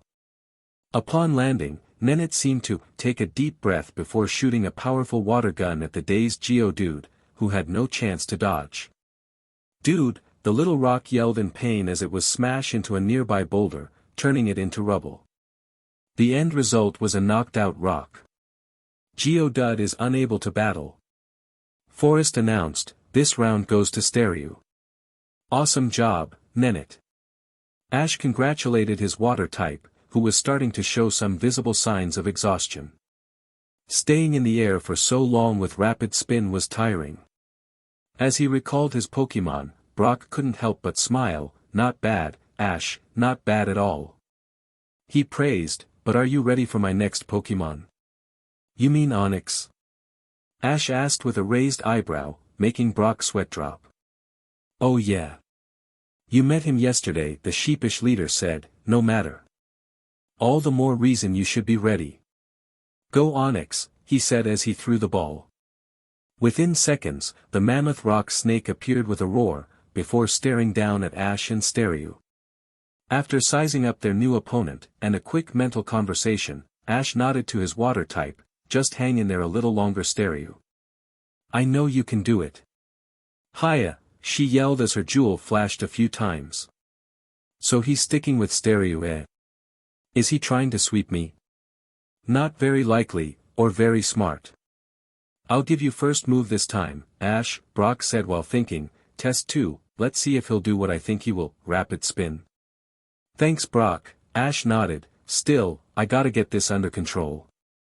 It seems unfair that I can read his mind. Don't worry about it, just focus on the battle. Sage's voice told him. Ah. Right. Alright, Nenette, let's start with water gun. Aim for its head. Ash yelled. The jewel starfish nodded before releasing more water in a concentrated blast, aiming straight for Onix's dome. Block that with your tail. Brock countered. Onix roared, yeah, before bringing his tail up to block the stream of water, wincing slightly but mostly fine. Run and gun. Ash called for. Even though he had a feeling it would be much riskier, it was the best tactic he could think of. Nenette didn't hesitate as she skirted along the ground before getting up in the air with rapid spin. She then began shooting off streams of water from all 5 appendages, which only made her go faster. She was like a moving turbo sprinkler. The attack did its job, as Onix was hit with multiple blasts of water. Still, Brock stayed strangely calm. Let's see how you handle this, the gym leader thought before yelling, Onix, use smackdown, then tackle. Ah-oh. Nenette, get to the ground, quick. Ash yelled almost immediately. Unfortunately, it was too late, as Onix had already shot off the airborne rock, effectively grounding the poor Stereo. Nenette. Ash called out to his Pokémon, he's coming in for tackle. Give it a little bit more. Use water gun head on. With some obvious effort, Nenette managed to stand, though panting heavily. At least it looked like panting. Just as Onix's attacking head was only a few yards away, the jeweled water type shot the most powerful water gun she could muster, which unfortunately wasn't saying much seeing that she was already exhausted. The rock snake growled and groaned as he was hit dead on by the water attack. Still, it somehow persevered and pushed through the water, tackling Stereo into one of the walls. Nenette. Ash called out worriedly. Once the dust cleared, Nenette could be seen on the ground, unmoving, with her center gem blinking in distress. Stereo is unable to battle. Onix wins. Forest called out, Trainer, please send out your final Pokémon. Nenette, return. Ash yelled as he quickly returned his Pokemon. "You were awesome, I couldn't have asked for more," he said with a sad smile as he put the Pokeball away. Then, as he looked over Onix's hulking form, a small grin formed on his face before turning to his backpack. "Ready, Sage?" With a quick unzipping of the backpack, the Psy Pokemon popped its head out before crawling out and taking to the field. "Let's do this." "Think you can take me, Pipsqueak?" Onix asked with what looked like a smirk on its face. Sage just glared back with her seemingly closed eyes. "Oh, I know I can." Meanwhile, Brock looked on and thought, what's he up to? Last time I checked, Abra only knew teleport. This is the final battle between Brock the gym leader and Ash Ketchum the challenger. Winner of this round wins the match. Begin. Okay, Onix, let's start this off with a bang, Rock Tomb. With a mighty roar, Onix complied and summoned several rock to fall from above, right where Sage stood. Both Ash and Sage watched as the tail came for them before Ash called out, "Now." In the blink of an eye, the little Abra teleported, disappearing from view. "Keep an eye out, Onix." Brock called, not surprised, might be time to use Dig. Ash wasn't about to give them the chance, as with a subtle nod, Abra reappeared. Right on top of Onix's head. "What the?" Brock said as he spotted her. "Onix, use Dig to get her off, then bind. Hang on tight, Sage." Ash warned his starter as the rock type went underground, losing her grip slightly. "Easier said than done," the Abra young shouted in his mind as she struggled to hand on to Onix. Within a few moments, Onix had sprouted back up, and Abra was nowhere to be seen. "Sage?" Ash asked cautiously, before thinking, "Where are you?" "Right here," said the little psychic fox as he crawled out from in between two of Onix's rocks, looking slightly battered, but mostly okay. "Humph, hate to say it Ash, but I think your strategy is flawed. Onix, finish with bind." Brock yelled to his starter. "Sage, teleport." Ash yelled as a smirk formed on his face. "Feel like talking some trash? Live for it." She nodded as she reappeared on Onix's back. "Heh, you're not exactly the smartest one of the bunch, are ya?" "What you say, Pipsqueak?" Onix asked as he glared at her. "What, you got rocks in your ears as well as your head? I called you a dumbass." "Oh yeah?" Onix roared as he tried to grab her with his tail, only for the little Psy to teleport again, this time on top of his head. While up there, she began knocking on his head as if it were a door. "Whoa, is it hollow in there?" "Sure sounds like it." "Where is your brain anyway?" "In your tail." "Get off." Onix roared as he tried to knock her off with his tail by slamming it into her. "Onix, don't." Brock yelled. The warning came too late. As soon as the tail was close enough, Sage teleported away again, causing Onix to hit nothing but his own head. Everyone in the gym could only watch as Onix knocked himself for a loop. "Come on Onix, snap out of it," Brock urged. Try as he could, Onix couldn't shake himself of the major headache and dizzy spell he just gave himself. When trying to look at the field, instead of one Abra, he saw 6. "I'll get you for that. All of you." With that, the oversized rock type began mindlessly tackling at the Abras in front of him. Thanks to his double vision, his accuracy was way off. With every miss, he only got angrier, which led to him completely ignoring Brock's desperate commands. Suddenly, all of the Abras disappeared, leaving Onix even more confused. "Huh, where did?" "Right here, big guy," said a snickering Sage as she tapped him on his head crest. "Huh. Get off me." Onix yelled as he thrashed his head around frantically. At one point Sage had her eyes wide open, something that many didn't think was possible, as she struggled to keep herself on her opponent's head. "I said get off," yelled the rock type as he did possibly the dumbest thing he could have done. He tried to smash Abra off his head again. With a mighty swing of his rocky tail. No. Smash. Within seconds, Sage had teleported back to Ash's side, looking tired, but accomplished. Meanwhile, Onyx was wobbling dangerously from side to side, until finally, just like a tree, it fell over, knocked out. After a long moment of silence, the results were announced. Onyx is unable to battle. Abra wins. The victory goes to Ash Ketchum. Whoa. We won. We won. Ash said in disbelief before Sage teleported to his shoulder and bonked him on the head. Of course we did. Did you really ever doubt me? Heh, of course not, he said as he brought her into a light hug. You were awesome. Both you and Nennet. Ash, Brock said to get his attention as he came over, I have to say, I wasn't expecting much when you sent Abra onto the field, but you proved me wrong. I can honestly say that this was one of the most interesting battles I've ever had, he said as he scratched the back of his head. Heh, yeah. Not bad for my first gym battle. Ash beamed. Brock nodded in agreement. I agree. And, as proof of your victory here, I'd like to give you this, he said as he held up a gray octagon-shaped object. This is the Boulder Badge, the official badge of Pewter. Seeing it fall into his hands, Ash couldn't keep the grin off of his face. He then held it up for Sage to see. What do you think? The Abra stared at it for a second before saying, nice. Now can we get out of here? I could use a good meal and a nap if you don't mind. The young telepath could only chuckle and shake his head at that response before turning back towards Brock. Thank you for giving me the opportunity to battle you, Brock. I gotta say it was the best battle I've had so far. The teen just smiled. Oh, don't worry.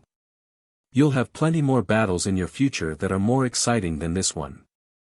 Ash just nodded in agreement. Anyways, I better get back to the Pokemon Center to get Nennet looked at, and to make sure that pervy guy isn't messing with Nurse Joy, he said with a deadpan look. At his comment, Ash felt a spike of a mix of emotions in the gym leader. Anger, curiosity, sadness. And a thought of, could this perv be who I think he is? I better check it out. Actually. Maybe I should come with you, he said right after. My Pokemon need looked at too. Oh. Sure, Brock, he said as they left out the door, with Ash throwing Brock sideways glances every so often. It was only a 10-minute walk from the gym to the center, and in that time, Ash was able to get a deeper scoop of the situation thanks to a little mind detective work. Apparently, Brock had a suspicion that he knew the perv, on a very close familial level. And if he found the guy at the center perving up Nurse Joy? Oh dear. As they entered the Pokemon Center, the first thing they saw was, sure enough, the pervy bum trying to chat it up with Nurse Joy, who was trying her best to ignore him. When she spotted Ash and Brock in the doorway, she mouthed the words, help me.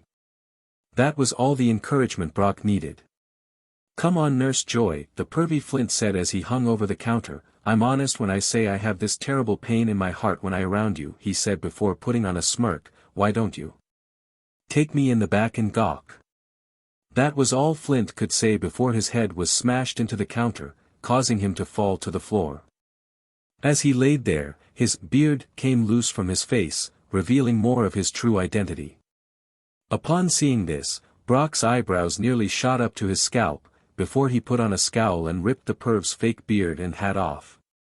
Now, seeing the man's full face, it was clear who it was. So, Brock said in a deadly-sounding voice, after all this time, this is how I find you. A scraggly, perverted bum who doesn't even have the decency or honor to come home to the family that needs him. The older man shrunk back at Brock's words, before looking down in shame. I'm sorry, son, I was just too ashamed of my failures to come home and... No. Brock said, cutting him off, you don't deserve to call me your son. Not until you've redeemed yourself to me and the rest of Pewter. Too will. Flint said as he got on his knees in front of his son in a praying posture. I promise. I'll better myself. I'll become a good father again. I will. Brock just nodded, keeping his face in a frown. Good. Oh, and if I ever catch you in here harassing Nurse Joy, or any other female for that matter, I'll have you castrated, got it? Flint shrunk back at his son's harsh words, his hands unconsciously going to his crotch, but nodded. He had no room to argue here. Why wise, Brock? Damn it. How did he figure out who I was, or that I was even in town? Flint thought to himself. He wasn't ready to return home yet, not until he had a good enough story, which he sadly still lacked. It was then that Flint looked over to where Ash was standing and staring at him. Was it him that told Brock? Possibly. After that threat of the police earlier, he would definitely be a suspect, and he is a bit of an odd one. Hey! Come on! We don't have all day. Brock yelled as he made his way out of the center. Ah! Flint uttered before standing up and running after Brock, coming. Before he left completely, Brock waved and nodded to Ash, giving him a smile and a silent thank you, which the boy returned wholeheartedly. After they left, he heard Sage's voice say, "Well, that was weird." "Not really," Ash responded mentally as he approached the counter. "If you think about it, it makes perfect sense. It explains why those two looked so much alike to begin with and where the perviness comes from. Maybe. But I still think it's weird. And pitiful. Heh. Just a tad," he thought as he gave Nurse Joy Nennett's pokeball and placed Sage in on the counter to be examined. Within minutes, they were both given a clean bill of health and an order to rest and take it easy for the night. All three agreed. After a good meal and a show, they headed to bed. They would head towards Mount Moon and Cerulean City in the morning, but for now, it was time to sleep. "I see. So you caught two of them?" Brock asked over the video phone. On the other end of the line was the Pewter City officer Jenny giving him a rundown of what happened during Team Rocket's escape. "Yes, but unfortunately, 3 of them got away, including the supposed leader. They used a Weezing's explosion as a distraction," she said distastefully. "Some of our Pokemon were hurt in the explosion, but thankfully, not seriously." "Sounds like something they would do," the leader said with a frown. "We don't know if they have left or are still in the vicinity, so I suggest taking extra measures to make sure your family is safe, in case they do the unthinkable." "Right," Brock said, "I'll do that." With that, the connection was terminated. So the mission was a failure? A calm but deadly voice echoed through the small room that 3 men in black were in. The source of the voice was a small portable vid phone on top of an old crate. "Why wise sir," the leader of the men said, "we ran into strong interference from the gym leader sir, and that is precisely why I instructed you to take grass and water type Pokemon with you. Pokemon that would have the advantage against a rock specialist." "We did sir. And we almost overwhelmed him, but there were others battling with the gym leader. They were able to hold us off until the police arrived. By then we decided it would be wise to cut our losses and retreat." Without the fossils, the dark voice snarled, making all 3 men jump back in fear. We had no choice sir. The bag was too heavy and would have slowed up down immensely." "Humph," the voice said in disgust, "you're nothing but cowards, the lot of you. Incompetent cowards. And I am going to take a guess that your escape wasn't smooth either. Seeing how there are only 3 of you, and not 5. The lead grunt said as he started sweating bullets. "Emerson and Killian were apprehended by police during our escape." As soon as the words left his mouth, the man knew they were all doomed.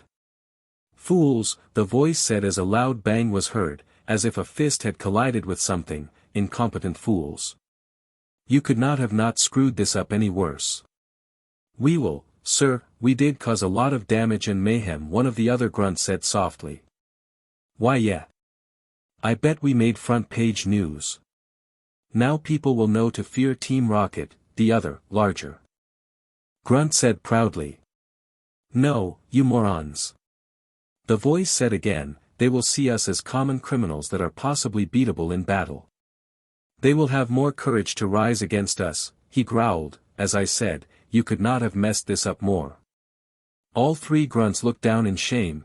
"Please boss, give us another chance. Give us a chance to redeem ourselves." After a moment of silence, the dark voice spoke. "Very well. One last chance. If you mess this one up, consider yourselves grass. Yes sir, all three said together. Now, the voice said. Your next assignment will be at Mount Moon. Ring ring phone call ring phone call phone equal ring click. Hello. This is Brock. Brock, this is Officer Jenny from the Pewter City Police Department. Upon seeing the lady cop, a bright blush instantly made its way to the young gym leader's face. Well, hello Jenny. Are you finally taking me up on that offer for dinner? Can it, Casanova, the woman said with a glare, we have a situation. Huh? He responded, putting on a serious face, what is it? Did something happen? Yes, actually. As you know, we've had scouts in the area for the past few days tracking down and looking for leads or anything that would lead us to those rockets that escaped during the museum heist. Brock nodded, yeah. And what? Did one of them actually find something?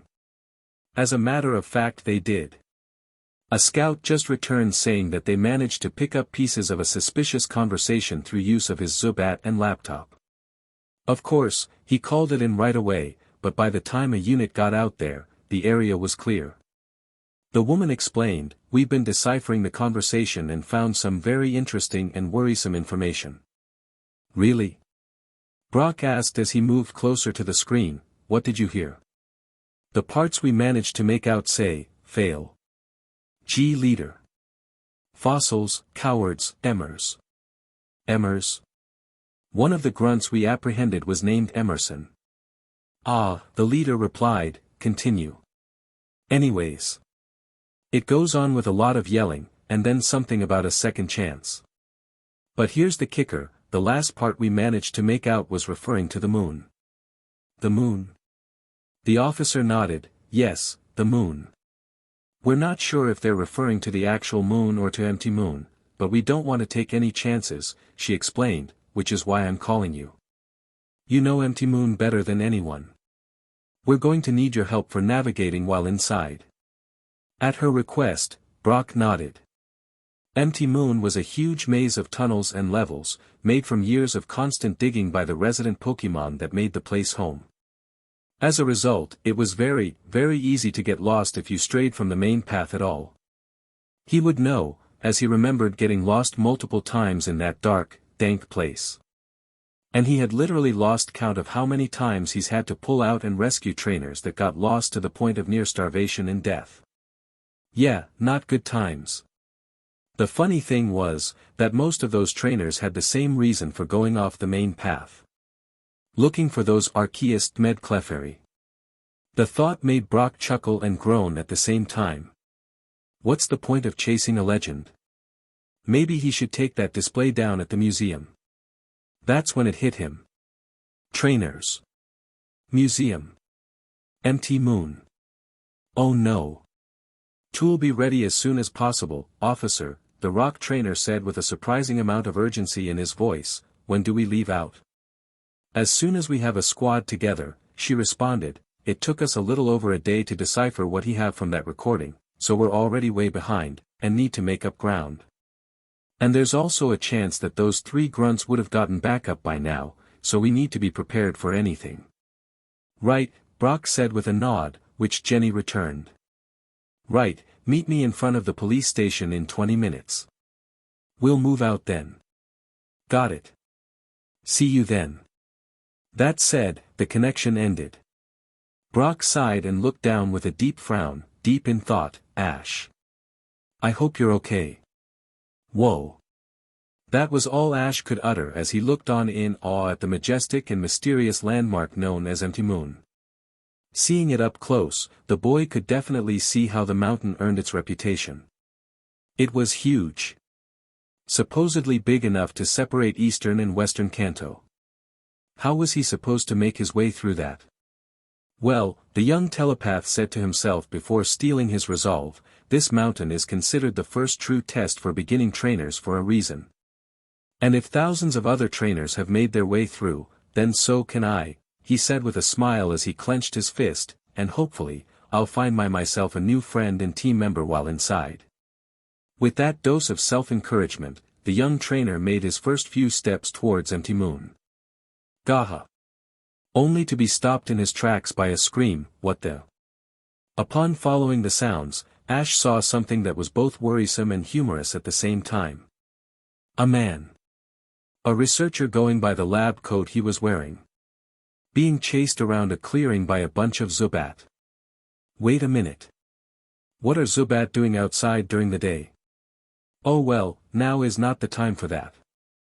Sky, come on out. Ash yelled as he called his bug type, "Help me get those Zubats' attention. Free. Right away." The Butterfree chirped excitedly as it appeared, before using her confusion attack on the Zubat, forcing them to stop mid-flight as well as diverting their attention from the man to the young trainer and his Pokémon. "Hey Zubat." Ash called out to the blue poison types, "Come over here a sec, I want to talk to you." After staring at the boy and his Pokémon for a moment, with a collective shrug, the bat Pokemob flew over to him, leaving the man, who had cowered into a tight ball, alone. "Can one of you tell me what's going on? And why you guys are out here during the day?" he asked him as he turned an eye to the man to make sure he wasn't listening, "And don't worry, I can understand Pokémon." Men in black ruin homes. One Zubat shouted.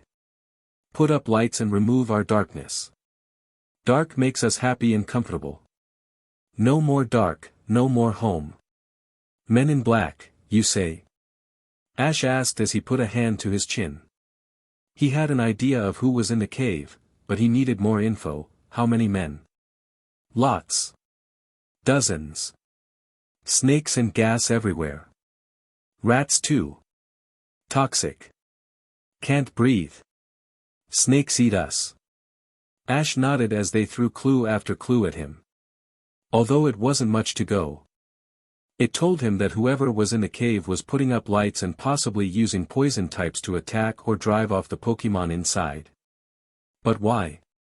"Okay, then why did you attack that guy?" he asked as he pointed towards the shaky scientist, who was just starting to regain his wits. "He's not dressed in black." "Saw him snooping around," a Zubat answered. "Yes, lots of snooping, everywhere. Sneaky snooper." Tilting his head in slight confusion, Ash looked over at the man and concentrated slightly. "Archaeist med rats with wings. Come on now, pull yourself together. You have an assignment, or else." Other than the hard language that made the boy flinch, the man's thoughts really didn't give him any clues as to if the man was good or evil. An assignment could mean anything. And what did he mean by, "or else"? As the man recovered, Ash nodded in thanks to the Zubat, before stepping forward towards the man, his Butterfree right behind him. "Excuse me sir, are you okay?" Upon hearing Ash's voice, the man turned towards him and immediately regained his senses. "Oh great. Another trainer. Doesn't look that strong, at least he got rid of those Zubat." "Actually, I can work with that," the man mused inwardly before jumping up and enthusiastically hugging the boy. "Oh thank you. Thank you so much. I thought those Zubat were gonna eat me for lunch, but you saved the day." The man said excitedly as he continued to tightly hug Ash the entire time, until Sky finally had enough of it and used a weak confusion to separate the two. "Whoa," the man said as he adjusted his glasses on his head, "that was confusion, right? Not bad. They say that a man's best friend is his Pokémon, and looking at you too, I believe it." "Ah. Yeah." Ash responded with an uneasy chuckle. The mix of thoughts and emotions he was getting from the man confused him. He knew that some of them were fake, which put him on edge, but they were also so jumbled that he couldn't tell what from what. Not yet anyway. He tried to get a clearer picture during that hug, but the man's heavy lab coat and yelling distracted him. "It was nothing, Mr. Seymour," the man said, proudly, "I am Seymour the scientist." "No Mr. required, please," he said as he held his head high in the air. Even though it was possibly an act, Ash couldn't help but chuckle at the man's outward enthusiasm. If it was an act, the man was pretty good. "Nice to meet ya, Seymour," the young psychic responded with the same amount of enthusiasm as he held out his hand to shake. Unfortunately, the man didn't bite. 'Cause next thing Ash knew, Seymour was kneeled down in front of him in an almost prayer stance. "But please. You must help me," the man said with sadness and worry in his voice. "Evil men are taking over the mountain and upsetting the ecosystem. You have to help me stop them. You're a strong trainer, right?" "Ah. Well." Ash hesitantly uttered as he backed up and looked over the man, once again confused. Part of those emotions felt real, as if the man wanted to save the famous mountain and its inhabitants. But then again, other parts of the man's thoughts felt fake and rehearsed. It didn't help that during all this, the man's thoughts were opposing each other as well. "Come on. Follow me. Or better yet, don't follow me. Run far far away and get help. But no. Don't run. If you do that, then they'll just..." Growling. "Oh yeah, definitely confusing, and just not right. I need contact." Ash thought, before looking down at the man's praying hands and inwardly smirked before grabbing a hold of both of them. "Don't worry, Seymour. I'll help. I may have just started as a trainer, but I have some tricks up my sleeves," he said with a bright smile, "like this one," he thought to himself as he was brought deeper into Seymour's mind. Scary place as it was. Still, despite the chaos and potential mind scarring, he was able to get a clearer picture of what was going on. Seymour was a legitimate scientist that focused his studies on Empty Moon, its structures, and its natural inhabitants. He also had a strange, lifelong dream of finding the Clefairy that are said to live here and going to the moon. That was until Men in Black, Team Rocket more than likely, invaded the mountain with their own ill intentions. They set up lights, upset hundreds of Pokémon, and... was that a drill? And Pokémon that weren't driven out were captured in cages and shipped off to their headquarters. The whole situation made Ash's blood boil, but he had to keep that buried for now. How was Seymour involved? Simple. The man was weak, unarmed, and very knowledgeable about the mountain. Easy prey for lowlifes like Team Rocket to persuade into helping them and doing their dirty work. Right now, his job was to either scare trainers away from Empty Moon or lead them right into a Team Rocket trap. How lovely. "You will," the scientist said with false excitement, unaware of his thoughts and memories being picked apart piece by piece. "Oh, thank you, thank you, thank you," he yelled as he suddenly started sprinting towards the mountain with Ash and Sky in tow. "Right this way. We haven't a moment to lose." Within moments, they were inside, with Ash still holding onto Seymour's increasingly sweaty hands as the man practically dragged him through the tunnels. As they got deeper inside, the scenes he saw almost broke his heart. The Pokémon were suffering. Either mourning the loss of a loved one to evil hands, or sweltering under the increased heat and light from all the lamps that were up. No Pokémon was spared. Parazas were planting mushrooms like crazy, Sandshrews were either passed out or halfway buried in the ground, and Zubats were either flying around confused or in an exhausted heap on the ground. Seeing all this made it hard for Ash to keep his emotions in check. All he wanted to do now was send Team Rocket packing the hard way, Seymour included, for giving in so easily. Cowardly wimp. That's when he felt it. A flash of doubt, deceit, and regret within his so-called escort's mind. Then, a continuously growing feeling of ill and malicious intent a ways up ahead of them. The combination of these two signs made Ash stop in his tracks, causing Seymour to almost fall on his butt. "Wahey! What's the big deal?" the man asked the young trainer, who was now glaring him down with a look of pure contempt. Imagine his surprise when he saw his latest potential captive glaring at him. "Sorry, Seymour, but I'm not falling for it." "Right, Sky?" he asked with a small smirk as he looked over to his Butterfree, who nodded and immediately started to gently flap her wings, releasing a light blue, sparkly powder over the would-be researcher. "Hey! What's that going?" That was as far as the man got before he slumped to the ground, asleep. After checking to make sure that the man was indeed out, Ash nodded. "Okay, hopefully he'll be down for a while. Let's go and see if we can find and stop those rockets," he whispered before standing up and slowly moving forwards through the lighted cave system. After a few minutes of near silence, Ash and Sky finally came to a place where the tunnel opened up into a larger room. From around the corner where they were peeking, the boy and Pokémon saw and heard several things: more lights, obviously, several pieces of expensive, high-tech equipment, what sounded like a piece of heavy machinery being turned on and off, the voices of several people, and, what made his blood boil the most, the sounds of several different kinds of distressed Pokémon. But he didn't just hear their grunts and bleeps of native tongue, oh no. He heard what they were saying loud and clear, crying, begging for help. Let us go. Evil humans. Mema. Just hearing them made his heart hurt and his teeth clench. Shut up, you worthless creatures. Or I'll assure you that your trip to base will be neither pleasant nor painless, came the voice of a human. A somewhat familiar voice now that he thought about it. Where have I heard that voice before? Ash thought to himself as he surveyed the scene, wincing slightly as he forced his mind not to wander out. As tempting as it was, he didn't need a headache now.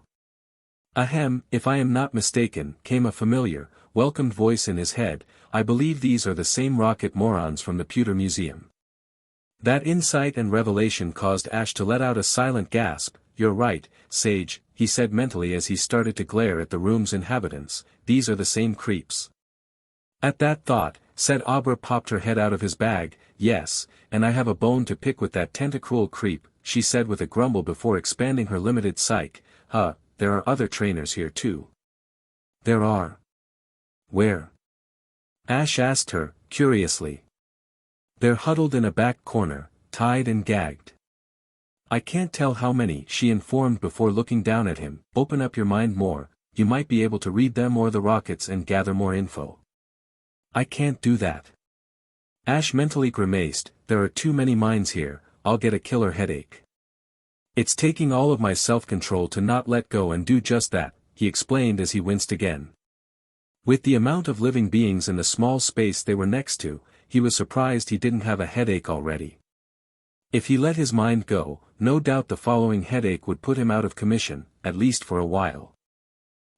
That does pose a problem, his Abra said contemplatively, before snapping her stubby fingers. I know.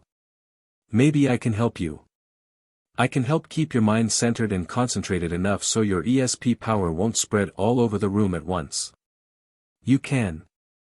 Ash thought to her in surprise, before looking at her in concern, but won't that be tiring for you as well? In response, Sage just shrugged. Maybe, maybe not. Can't say for sure. Though judging on my theory of what may happen, I believe that the worst side effect will be a mild headache for you and some slight fatigue for me.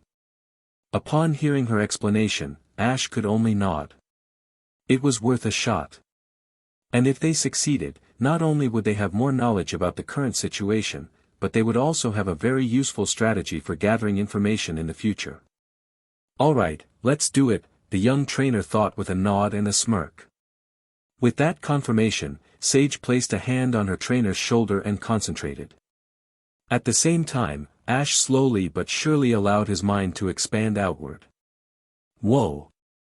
The young Abra internally yelped. What? What is it? Ash asked, concerned. Nothing. I just really underestimated how strong your abilities were. No wonder you have so much trouble with control, she explained as a drop of sweat formed on her head. This will be tougher than I originally expected. Will your idea still work though? Should. Will be harder, but not impossible. Just do what you need to do and I'll guide you the best way I can. Well, okay, the young telepath said with obvious uncertainty in his voice. This last thing he wanted to do was accidentally hurt his starter and friend. But desperate times call for desperate measures. With that in mind, Ash once again slowly let his mind's influence spread. As he concentrated and allowed his psyche to touch the many minds in the room, he felt Sage's influence bring his power back to just focus on 1 and 2 at a time. First was the rockets. From what he could tell from his mind and his hiding spot, there were at least 7 to 12 of them, with 3 of them being vaguely familiar. Yup, same ones from Pewter. From what he could gather, this was their last chance to impress their boss. Capture the Pokemon and some moonstones to get on his good side, right? Next were the trainers that his Abra had alerted him to. There were at least 5 of them tied up, and possibly gagged. Their minds ranged from tired and exhausted, to blind panic, to having a sense of hopelessness. Still, one of those trainers feels really familiar to me. Could it be Ash? Hurry up. Sage warned him, the strain in her voice evident. Right, he said before moving on to the panicking Pokemon in the cages. There were dozens of mines here. Way too many. Gah! Ash quietly yelped as he stumbled backwards, holding his head as a sharp, stabbing pain pounds through it. Through blurry eyes, he could see Sage on the ground next to him, panting and holding her head as well. You okay? He asked her in a whisper. Yeah. But let's not do that again for a while, she responded as she sat up. Agreed. That's when they heard footsteps coming their way. They thought simultaneously as Ash grabbed his starter and held her close, frantically looking around for a place to hide. Psst. Over here, a little voice called out, gaining their attention. Just as a rocket grunt came around the corner. What the grunt murmured as he looked around, only to see the same thing he had been seeing for the past couple days. Rocks. With a rough grunt, the rocket went back to the room with the others. I've been in here too long, I'm hearing things now. Meanwhile, in a small crevice that anyone would have easily missed, sat a young boy, an Abra, and their unexpected but welcome savior. Phew, that was close. Ash said as he looked down at the one that helped them. Thanks for helping us back there. No problem. I can tell you're nice people. The little Pokemon said, oh. Are you trying to free the others from the bad men? I wanna help. Let me help. Please, it said excitedly, hopping up and down in front of them.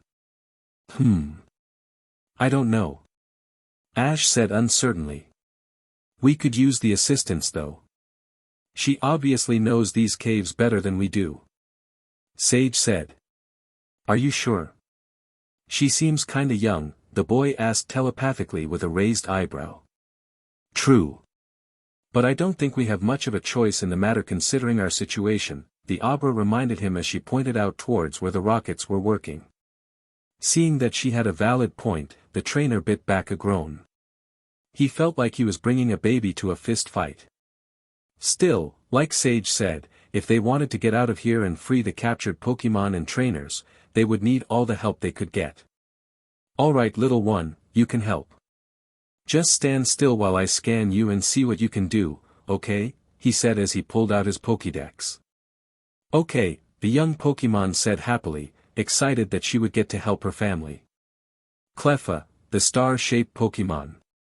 Because of its unusual, star-like silhouette, people believe that it came here on a meteor. Ash nodded at the information the Pokédex gave him, what little it was. He wouldn't be able to get any more info unless he captured the little girl, which was something he didn't really think was wise to do right now. So tell me, how can you help us? Do you know any moves? He asked with a smile. Ah. The little Cleffa hummed, my Mema said that I have the best singing voice in the family. Almost every night I sing to the moon to help everyone sleep better. Hearing this, Sage's ears twitched as she perked up and placed a claw on her chin. Actually, that may come in handy, if used correctly. I agree, Ash said with a nod and a smile. Anything else? The little Cleffa yipped, my sister once said that I'm a really good charmer. Does that help? Maybe. Sage replied as Ash pushed a few more buttons on his Pokédex. Charmer huh? Beep beep. Charm the user gazes at the target rather charmingly, making it less wary. The target's attack is harshly lowered. Ash nodded as he digested the new information. That probably won't be as useful since it's a big group we're dealing with, but it may come in handy if you find yourself cornered, he said as he put the little machine away. Okay, now that we have a new friend, we need a plan. How are we going to take out a whole room of rockets and their Pokemon? Ash asked as he placed his hand on his chin in a thinking position, one that both Sage and Cleffa mimicked. Well. Sage started, since little Cleffa here knows sing, how about we combine that with something else, like Sky's sleep powder and stun spore? Sky? Cleffa asked curiously. My Butterfree, Ash answered, and that's actually not a bad idea. Just put 'em all to sleep, he said before frowning slightly, but we'll need to be quicker precise. Both attacks have to hit all the rockets. Question, little Cleffa said as she raised her stubby little arm, what about the good trainers you said were in there? And the good Pokemon? They might fall asleep too. Good question. Ash nodded, but I don't think we'll have to worry too much. It's just sleep powder and sing, so they won't get hurt from it. But we will have to be wary with stun spore. That may be uncomfortable, Sage stated, to which the others nodded in agreement. While the effects are temporary, without treatment, the after effects of stun spore can leave a human sick and off their feet for days. In some severe cases, people were reduced to being completely immobile and bedridden until the toxins ran their course. Now, while they wouldn't worry about the rockets, obviously, they certainly didn't want that happening to any innocent trainers. We'll only use stun spore if we have to, and only after sleep powder and sing. That way, Sky can afford to be more careful with it, Ash explained, it's mostly just to make sure the rockets and their Pokemon stay down for a while. Okay. Cleffa exclaimed. Sounds like a plan. Sage nodded. After we confirm that they're all out, we'll work on setting all of the Pokemon and trainers free. And waking them up if needed. Well, yeah. But that shouldn't be too hard to do, the boy said as he scratched his cheek awkwardly. Sage couldn't help but sweat drop, maybe we should just get out of here and get more help. Did you hear something? They heard a gruff voice call from outside their hiding spot, immediately causing all three to freeze up. Nah, you're just hearing things. This mountain's getting to you, a second voice said. Pfft, yeah, you're right. Good thing we're getting out of here soon. What are we gonna do with those trainers we captured? Same thing we always do. They either join or die. With that, the voices went away, and Ash and Sage looked at each other. Never mind. Come on, the young trainer said as he slowly moved towards the exit, we're almost out of time. We need to act now. Right. Both Pokemon nodded with determined looks on their face. It's show time. Screech.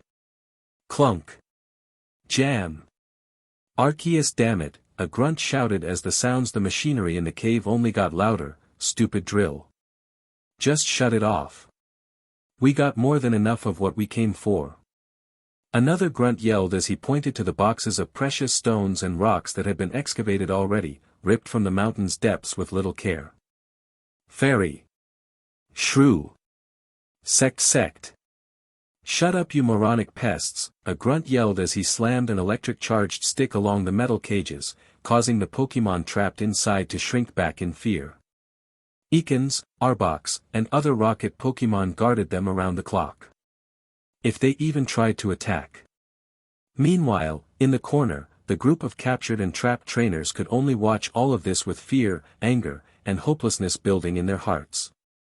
They wanted nothing more than to run right through Team Rocket, get their Pokemon back, and deliver some rightful justice. Some of them had been there for days, and were exhausted. Some had been beaten into SBMSNS by the rockets, and were sporting various injuries for their efforts. They had already received the join us speech several times over, and some, in their grief, was starting to consider it. At the moment, it seemed like the best and only option. Let's see, a grunt with a tablet said to himself, 24 Clefairy, 40 Sandshrew, 56 Paras and Parasect, 100 plus Zubat and Golbat, 30. He trailed off as strange, soft singing could suddenly be heard throughout the cave. Everyone stopped what they were doing and looked around curiously, some even frantically for the source of the beautiful voice. Where is that coming from? The Clefairy? Impossible. They're too scared to yawn attack. Soon, everyone started to feel the true effects of the sing as their eyes started to droop and their legs started to wobble. SSS Stay strong men. Stay alert. One of the grunts, the leader in Pewter, urged his team, call your Pokemon out quick. Meanwhile, the Clefairy in the cages adapted expressions of shock. Was that their little lullaby singer? It has to be her. No one else can sing like that. The song was familiar to them too. Sleep all my sisters, good night family mine. Rest now in moonlight's embrace. Bear up my lullaby, winds of the earth. Through cloud, and through sky and through space. Carry the peace and the coolness of night. And carry my love song in kind. May Cresselia bless us with sound sleep tonight. May troubles be far from out mind. The captured trainers heard it as well, and couldn't help but be entranced by the beautiful melody. Soon, they were all fast asleep. It was then at that point that a Butterfree randomly flew into the large cavern, undeterred by the dozens of rockets and poison types that were trying their best to resist the song's effects. What the, a nearly zombified rocket said as he noticed the bug type.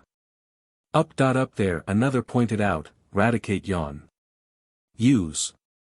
He didn't get a chance to finish as the Butterfree began to flap its wings even faster as it flew around the cave, releasing a sparkling, blue powder all over the rockets and their Pokemon. OSEH. That was as far as the grunt got before falling asleep on the ground. Once all of the rockets were out, Ash, Sage, and Cleffa came from around the corner. Nice job Sky. Now use a light stun spore on the rockets and their Pokemon, and make sure it doesn't spread too far. Right. The happy bug type nodded before getting to work. Okay, Sage, Cleffa, see what you guys can do about getting those cage open. I'm gonna go check on the trainers. Ash ordered as he moved towards the other end of the room. Right. Sage nodded before grabbing Cleffa and teleporting over to the caged Pokemon. As Ash looked over the sleeping trainers, he saw that many over them had definitely been through an ordeal. Most of them were sporting some kind of injury, anywhere from the benign black eye to the more serious broken bone. But what Ash was focused on was the fact that he knew one of the captured trainers, and his heart almost stopped. Gary. He saw that the boy, his only true friend from his childhood of hell, was currently slumped over against the back wall from the effects of the sing. He had a large bruise on the left side of his jaw and a trail of old blood at the corner of his mouth. Obviously his friend had put up a fight. It's all right Gary. Ash said as he hurried to untie him along with the others, we're gonna get you out of here. Gaha. The screech of his friend made Ash stop what he was doing and spin around, only to watch in horror and confusion as Sky was somehow sent careening into the opposite cavern wall, her little body sparking with electricity. What the skye? The young telepath yelled as he attempted to get to his downed Pokemon, only to be stopped as another arch of electricity landed in front of him. It was then that he heard slow clapping coming from another part of the room. From a dark, almost invisible tunnel stepped another man, dressed in a white uniform and lab coat with the red R embroidered on the front of it. He had long, disheveled, dark gray hair and sharp-looking glasses over his eyes. Behind him was a yellow humanoid Pokemon that Ash recognized as an Electabuzz, which glared at him menacingly as its antennae sparked dangerously. Not bad, kid, he said with a small smirk as he looked around the room, not bad at all. You certainly made quick work of my team here, he then snorted, only goes to show how truly incompetent they all were. Don't know why the boss bothered to give them another chance. Who are you? Ash asked as he observed the man and his Pokemon. Both of them looked powerful, and dangerous, if what they did to Sky was anything to go by. My name is of no importance, but you can call me the scientist, the man said as a frown made its way to his face. What you should be worried about is what's going to happen to you now. I very well can't let you go without being properly punished for your interference. As the man spoke of what he was going to do to him, Ash was mentally speaking with his starter, Sage, are you all right? Just fine. Great. Listen, you have to work faster on those cages. The trainers are in no condition to fight, but the cave Pokemon are. If we release them, we may have a fighting chance here. Cleffa and I are working on it, but these cages aren't exactly made of straw. And the lock isn't budging. What kind of lock is it? Looks like a deadbolt, attack-proof. Then one of the grunts may have a key. See if you can find it. Be discreet about it, and I'll try to distract this guy. Are you even listening to me, you little brat? The head rocket now know as the scientist said, here I am describing all of the wonderful things I'm going to do to you, and you're staring at your shoes. My apologies, the ground just looks very interesting right now, he said as he put a little fear into his voice. He wasn't the best actor, but it helped that he was actually genuinely scared. If not for himself, then for his Pokemon and Gary. He silently prayed that the man wouldn't catch on to what he and his Pokemon were doing. Ha! Really now, the man as he barked out a laugh.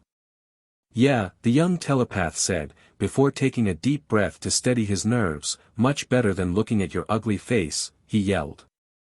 Now, usually Ash wouldn't be so bold and abrasive, especially with someone that could snap him in two, like the man in front of him. But this was for good reasons. If the man was angry, he hopefully wouldn't notice the subtle movements going on behind them. Right now, Sage and Cleffa were slowly and carefully sifting through the uniforms of the knocked-out rockets, looking for the keys to the cage that held all of the trapped Empty-Moon Pokemon. The more he had the man focused on him, the better. What? The man yelled, why you little runt? Think you can mouth off to me and get away with it, he said angrily as a scowl formed on his face. Found it. Sage's voice said in his head. Great job, now get over there and help them. Electabuzz, Thunderbolt. The man yelled, causing the electric type to growl and rotate its arms rapidly, building up power. Within seconds, it released a huge beam of energy right at Ash. At first. But then the attack suddenly steered right. And hit a different target. Abra. Cleffa. Sage. Cleffa. NOO. Ash yelled as he quickly turned around. He could only watch, horrified as his starter and newest friend were sent careening into the back wall of the cavern. It was all silent, before the scientist suddenly broke into a fit of laughter, ha ha ha ha. Clever boy, very clever. You were trying to distract me while your friends worked in the background. Unfortunately for you, I had a second pair of sharper eyes in my friend here, he said as he pointed to the still sparking electric Pokemon. For a moment, Ash said nothing. He could only stare at his friends. A couple of the very few friends he had in this world. Lying there hurt and in pain.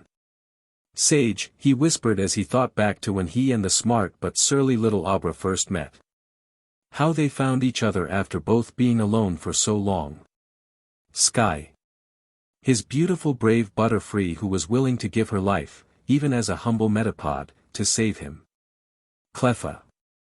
His newest friend that, even though they had just met moments ago, he already felt a connection to, because of her bravery and strength even in one so young. And now. And I guarantee that you will meet a similar fate if you continue to resist, the so-called scientist uttered with a smirk on his face, now be a good little boy and... He stopped when he noticed the boy clenching his fists so tightly that he thought he would cut through his gloves. Then, his whole body started shaking, lightly yet uncontrollably. Humph. Angry are we? The rocket exec snorted, well that won't help you now, so. Huh. He stopped again when he saw Ash's entire body light up with a faint blue glow. That's when Ash slowly turned toward him, and he thought his heart was going to stop. The boy's eyes were glowing bright blue. And if looked could kill. Well, he would be way more than 6 feet under the mountain by now. You hurt my friends, the boy say in a low, deceptively even voice, my starter. Hundreds of innocent Pokemon and trainers. But your biggest mistake, he said as an almost evil smirk made it to his normally childish face, was pissing me off. The evil scientist could only look on in a mixture of shock and fear as the boy slowly started to approach him. What was this power? Was the child a psychic? Or some kind of monster in disguise? Best not to take chances. Electabuzz, thunderbolt that freakish brat. The man shouted, a slight stutter making its way through as the rocket exec gave his order. The electric Pokémon immediately complied as its body sparked dangerously before shooting a large arch of thunder at the boy in front of him. The young psychic merely regarded the attack with a huff before stepping to the side, allowing the electricity to pass him and hit the sleeping and, in some cases, twitching, rocket grunts on the floor. What?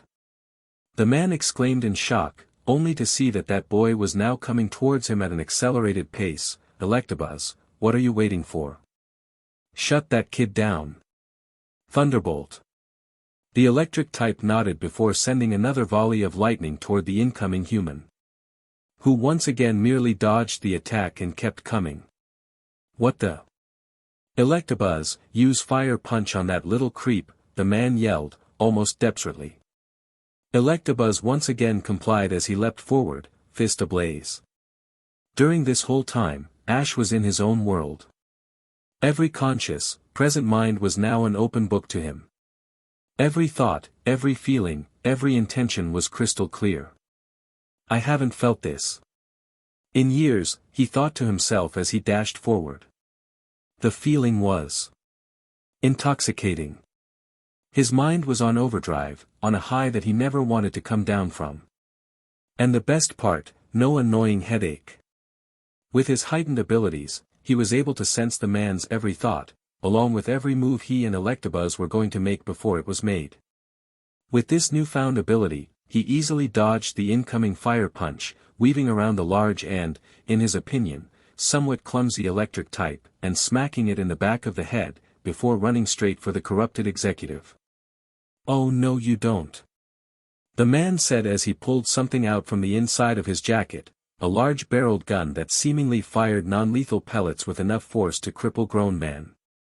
Usually such weapons were extremely exclusive, though not illegal to have like their more lethal cousins. Such is the perk of being an executive. Without hesitation, the man shot 2 pellets at the 10-year-old's head, aiming to knock him out, possibly permanently. But Ash saw the pellets coming, knew what their trajectory would be, and managed to duck underneath the flying ammo at the last second, leaving the man in shock. What? Impossible, he yelled as he prepared to fire again. Unfortunately for him, that small moment of stupefied shock was all Ash needed to get close enough to deliver a wicked haymaker followed by a rage-charged uppercut. Now, Ash was typically not a fighter, and would never be one to resort to violence unless absolutely necessary. But in this situation, in which his friends were possibly critically hurt right in front of his eyes. Yeah, no more Mr. Nice Guy. The executive could say nothing as he was sent sprawling to the ground, still conscious, but definitely thrown for a loop, his glasses sent clambering to the ground next to him. As he struggled to stand, Ash's power chose that moment to fade, the blue that surrounded him and flooded his eyes slowly but surely ebbing away, leaving the boy dazed and wobbly. It was then that Electabuzz chose to make itself known again after recovering from Ash's backhanded attack. Was all that could be heard as Ash was struck by a powerful thunderbolt, sending him forward and onto his hands and knee. Seeing this through slight double vision, the executive chuckled, "Good work. Took you long enough to hit that little pest," he said with a smirk as he struggled to stand, only to fall to one knee from the effects of a dizzy spell. Still, he packed one hell of a punch.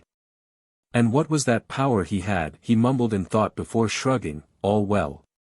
Either way, he's more trouble than he's worth. Picking up his bent glasses, the scientist nodded to Electabuzz, all right, do us all a favor and fry that bat with your best thunder. The Pokémon nodded, uncaring of the life in front of him that he was about to snuff out, and began twirling his arms as he built up power, sending sparks everywhere as he launched his attack. Right on. Intercept and use drill run. A new, yet familiar voice called out. Upon command, a huge rock rhino came charging from the darkness and intercepted the thunder attack, its lightning rod ability being put to good use. Then, without missing a beat, charged towards the enemy Electabuzz with this drill-like horn spinning rapidly. "Electabuzz, brick break!" the scientist called out desperately. They were so close. This mission had to be successful. If not, he didn't want to think about it.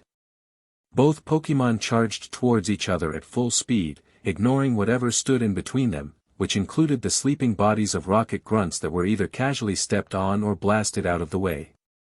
Shining Horn met Glowing Fist as the Pokémon's attacks landed, causing a miniature shockwave to blast through the cavern. On the sidelines, Ash could only watch in shock as the two powerful Pokémon tried to best each other and struggle for dominance. What also shocked him was the voice of Rhyhorn's trainer, which sounded oddly familiar. Then, from the shadows of the adjacent tunnel that he originally came in from, stood a tall figure with spiky hair and slanted eyes, with several other figures right behind him. "Brock!" Ash said excitedly, happy to see a familiar face. The teenage gym leader smiled and nodded back to him, before turning back to the situation with a serious look on his face. "Rhydon, combined with Hammer Arm." With a deep grunt, the rock-type's huge fist started to glow before it lunged forward, striking the offensive Electabuzz square in the gut, dealing a critical hit. "Grr! I cannot lose!" The rocket exec shouted angrily as his Pokémon was blown back. "Electabuzz, get back in there with Screech. Then brick break." As the electric type stood up on shaky legs, it took a deep breath before letting out an ear-splitting high-pitched sound that reverberated through the cavern walls, strong enough to cause some of the smaller stalactites to fall from the cavern ceiling. Ash let out a scream as he desperately held his hands over his ears, desperately trying to block out the sounds of Electabuzz's echoing screech. Brock and the officers with him were no better, as the noise had brought some of them to their knees. Fortunately, or unfortunately, it had an entirely different effect on Rhydon. The pain of the noise bouncing around in its head, combined with the disorientation that comes hand in hand with even a normal screech, one that wasn't amplified by cavern walls, caused it to slip into an uncontrollable rage. As Electabuzz ended his attack, Rhydon let out a roar of unbridled anger as he turned red eyes on the enemy electric type. Needless to say, if Electabuzz was wearing pants, they would have been very wet at that moment. "Ah! Electabuzz, get out of there!" The evil man yelled to his Pokémon, who could only stand there, frozen in fear as Rhydon charged him.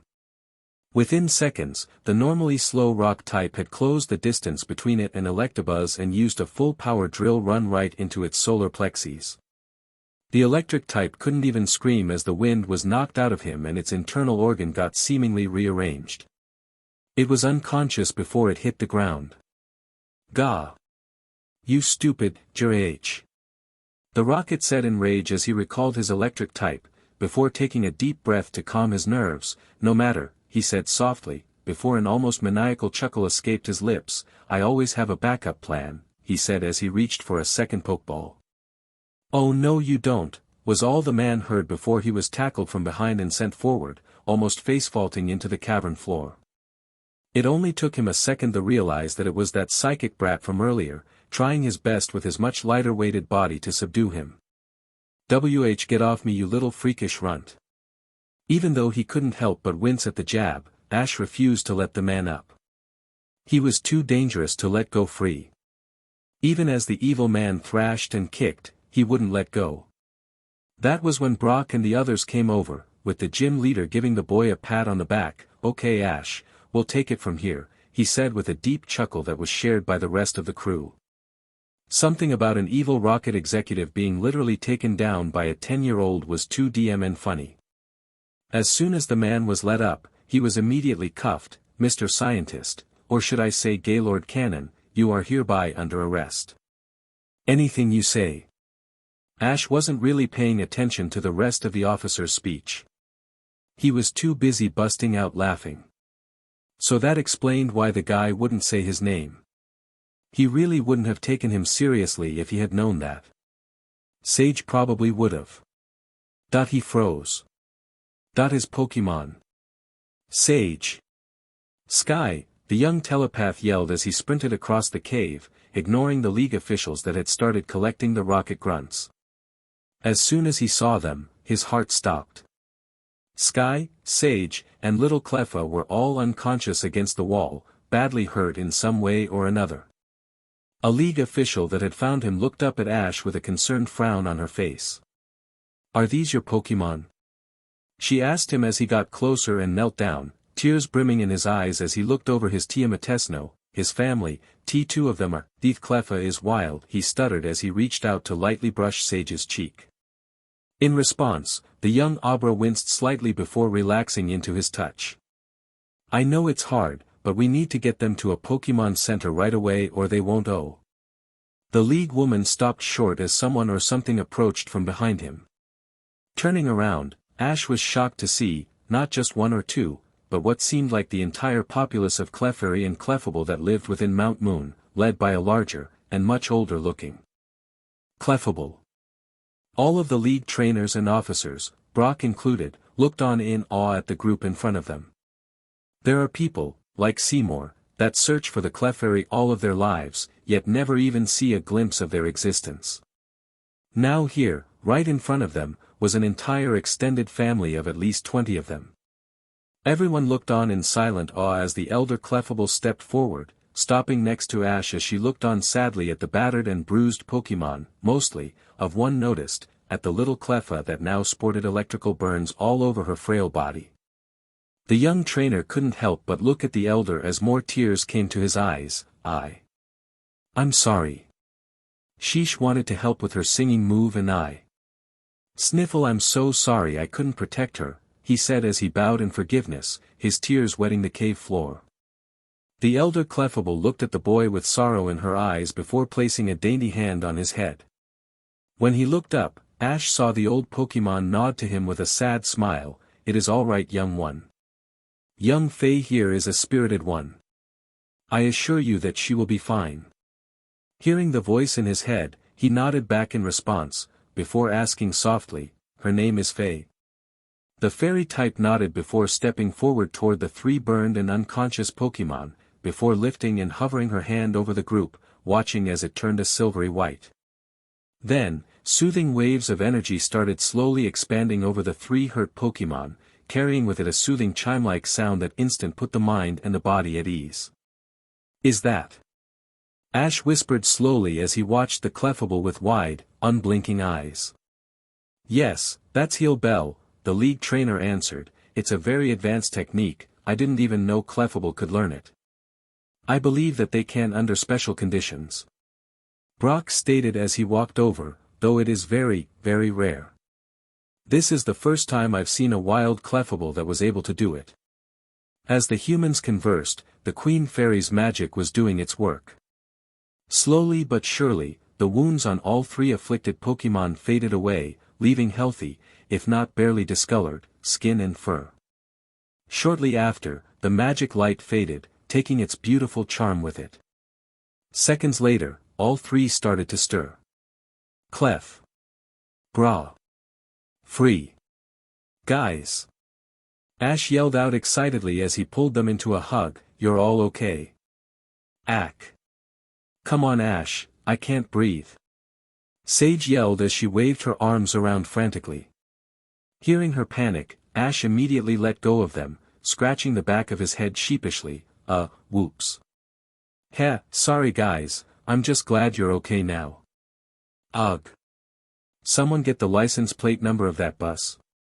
Sky groaned out as she rubbed her head. Cleffa said nothing at first, just looking around the crowd of fairy Pokémon from side to side. Cleffa. You okay?"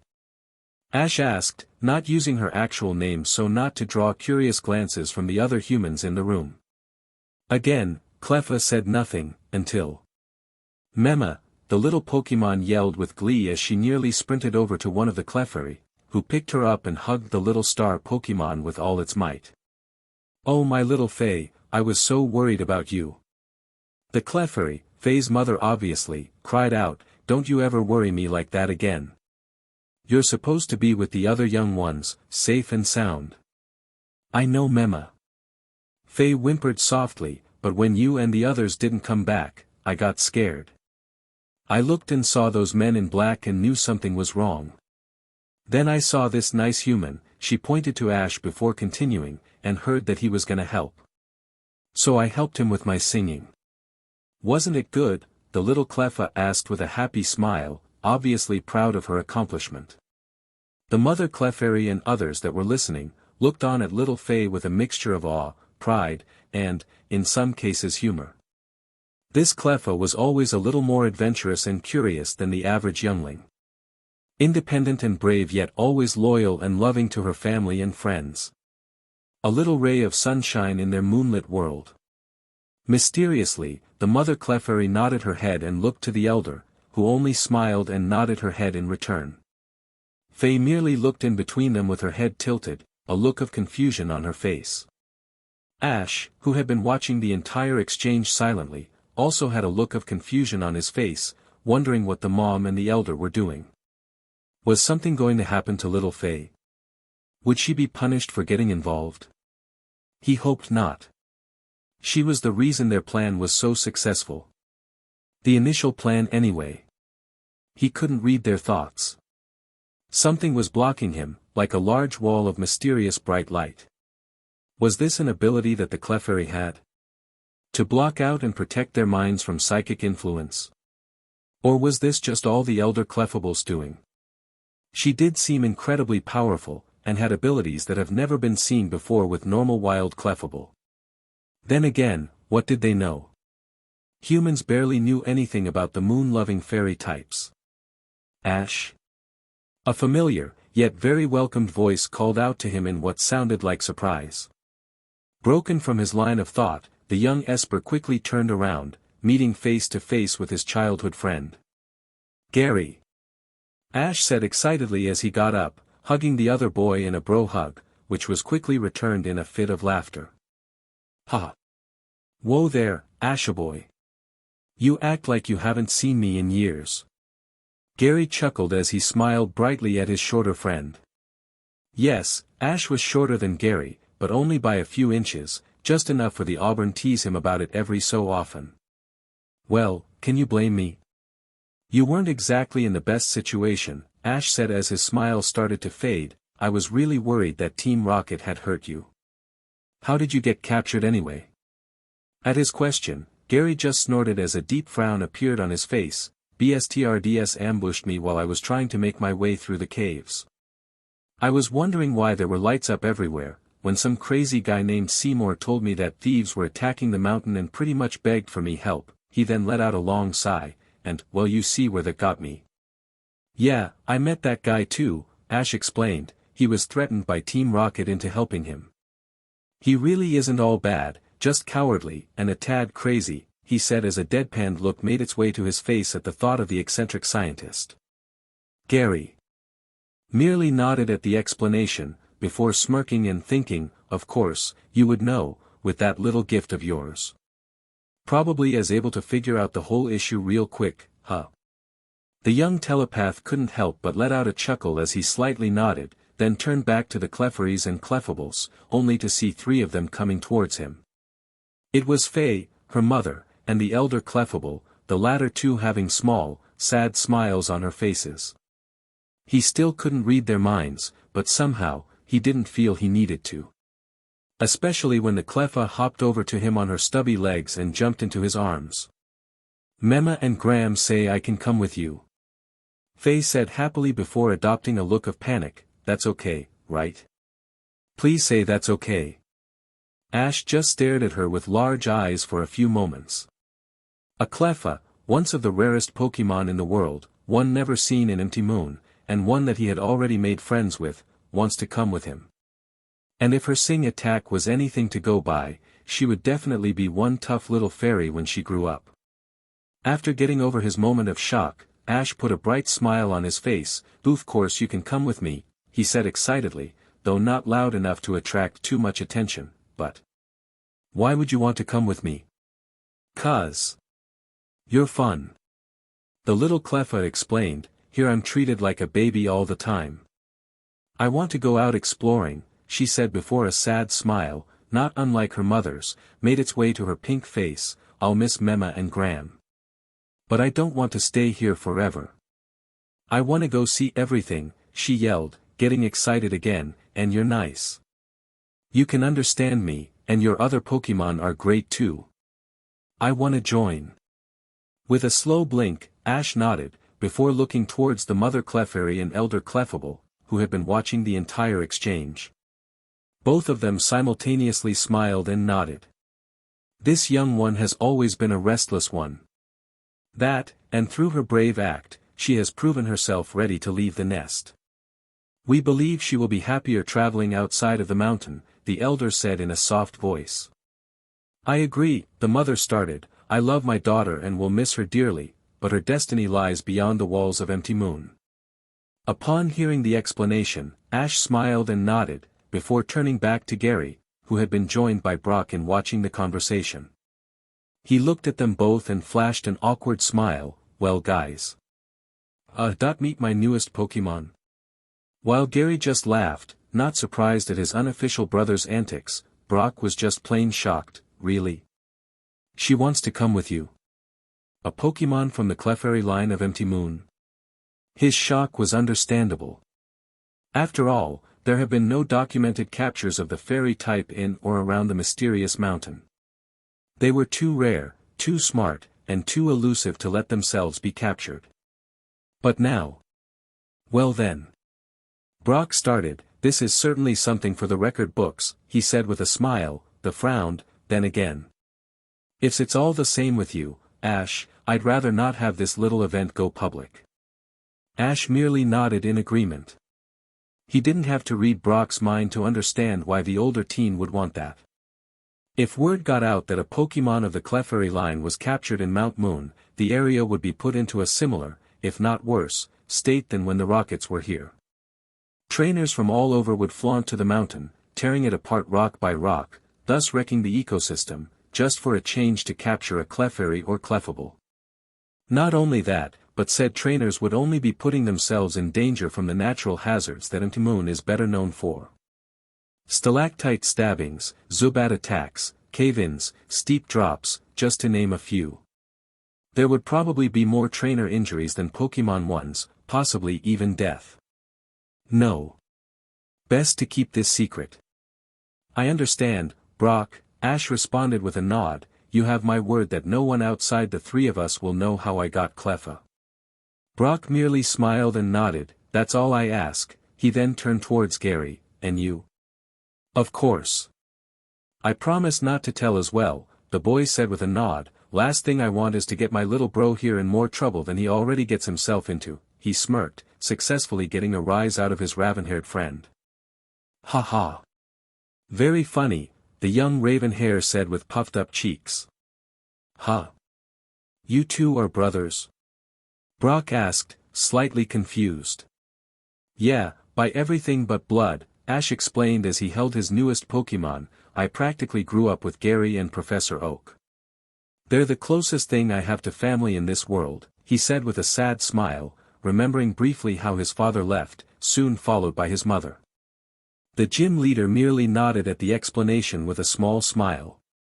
Watching the two 10-year-olds react reminded him of his own family and his own relationship with his brother, Forrest. Speaking of which. Well, since it looks like things here are fine now, I gotta head back to Pewter, report what happened to Officer Jenny, he said as he looked around the room, which is now almost clear of Rockets.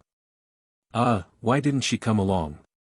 Ash asked curiously, to which Brock just shrugged, she hasn't felt comfortable leaving the city since the last robbery attempt at the museum, so instead he just sent some of her best men instead. To his explanation, the boys just shrugged, makes sense. Gary commented, not really. I guess, Ash nodded in return, letting out a small snort at Gary's thought, I guess we'll see you later then. Oh, and Brock. Yeah. The young trainer couldn't help but smirk here, try not to flirt with Officer Jenny, she doesn't appreciate that. Yeah, you're probably right. Wait, what? How did you, the older teen sputtered, causing the boys to laugh at his expense. It was then that Sage made herself known again by teleporting to Ash's shoulder. Ash, I hate to break up your little bro chat, but can we get out of here? I don't want to stay in this creepy cave any longer. Ditto. Heh, well I guess that's Sage's way of telling me she wants to get out of here, the young trainer said with a chuckle. I guess it is getting late. Or early, he then frowned. What time is it, anyway? Around midnight, if my watch is correct, Gary answered while looking down at his sport watch. Midnight? Cleffa suddenly spoke up, wait a second, put me down. As soon as Ash placed the little pink ball on the ground, she bounded over to her. Mema and the elder, before I go, can we show them, please? They deserve to see our ritual. Ritual? Ash thought to himself, as the others looked on with similar expressions. The mother looked down at her daughter before looking up at the elder. What do you say, Grandmema? The old Clefable looked down in thought for a moment, before nodded. I suppose she is right. For helping our clan, they do deserve to see our ritual. Yay! Faye cheered before hopping back over to Ash and pulling on his pant leg. Come on. The dance will start soon, she said before hopping away to join the other fairies. Huh? Hey, wait up. Ash called out as he ran after her, quickly followed by Gary and Brock. After running what seemed like an endless amount of countless tunnels and pitch-black caverns, the boys finally made it to the final room, which left them all in silent awe. The room was actually a huge cavern with no ceiling or roof, causing it to extend all the way to the top of Empty Moon, causing it to look like a giant funnel. Whoa! Gary whispered, this goes all the way to the top of Empty Moon. Yeah, and look at that. Ash uttered as he pointed up. The light from the full moon lights up the entire cavern. And that's not all it's doing. Look at the Clefairy, Brock said as he watched the Clefairy excitedly dance around. A boulder? No, not a boulder. That's a moonstone, the gym leader yelled in awe. I recognize that signature. What? That huge rock? Gary and Ash yelled respectively. Yup, the bubbly little voice of Faye butted in. And now we pray to the great moonstone and thank it for protecting us and blessing us. Heh, really now, Ash whispered before relaying what the little Cleffa said to Gary, who lightly nodded with a smile. Moonstone, moonstone, bless our night. Bless us, bathe us in your light. Please Cresselia, hear our prayers. May the full moon witness bear. This was the prayer they chanted over and over as the light of the full moon intensified, lighting up the whole cave. Cresselia? Ash whispered as he translated the prayer to his brunette friend, who quietly answered. Lunar Pokemon from Sinnoh, a legendary actually. Their light conversation was cut off when the moonlight started to shine, causing the moonstone to glow brightly, like a second sun. Seconds later, the glowing faded, and what met the eyes of Ash and the others was amazing. Several of the Clefairy had successfully evolved into Clefable, including Faye's mother, or Mema. Whoa, all three boys said at once, all amazed by the sight before them. Why wouldn't they be? This was probably something that no one had ever witnessed before or will ever witness again. Amazing.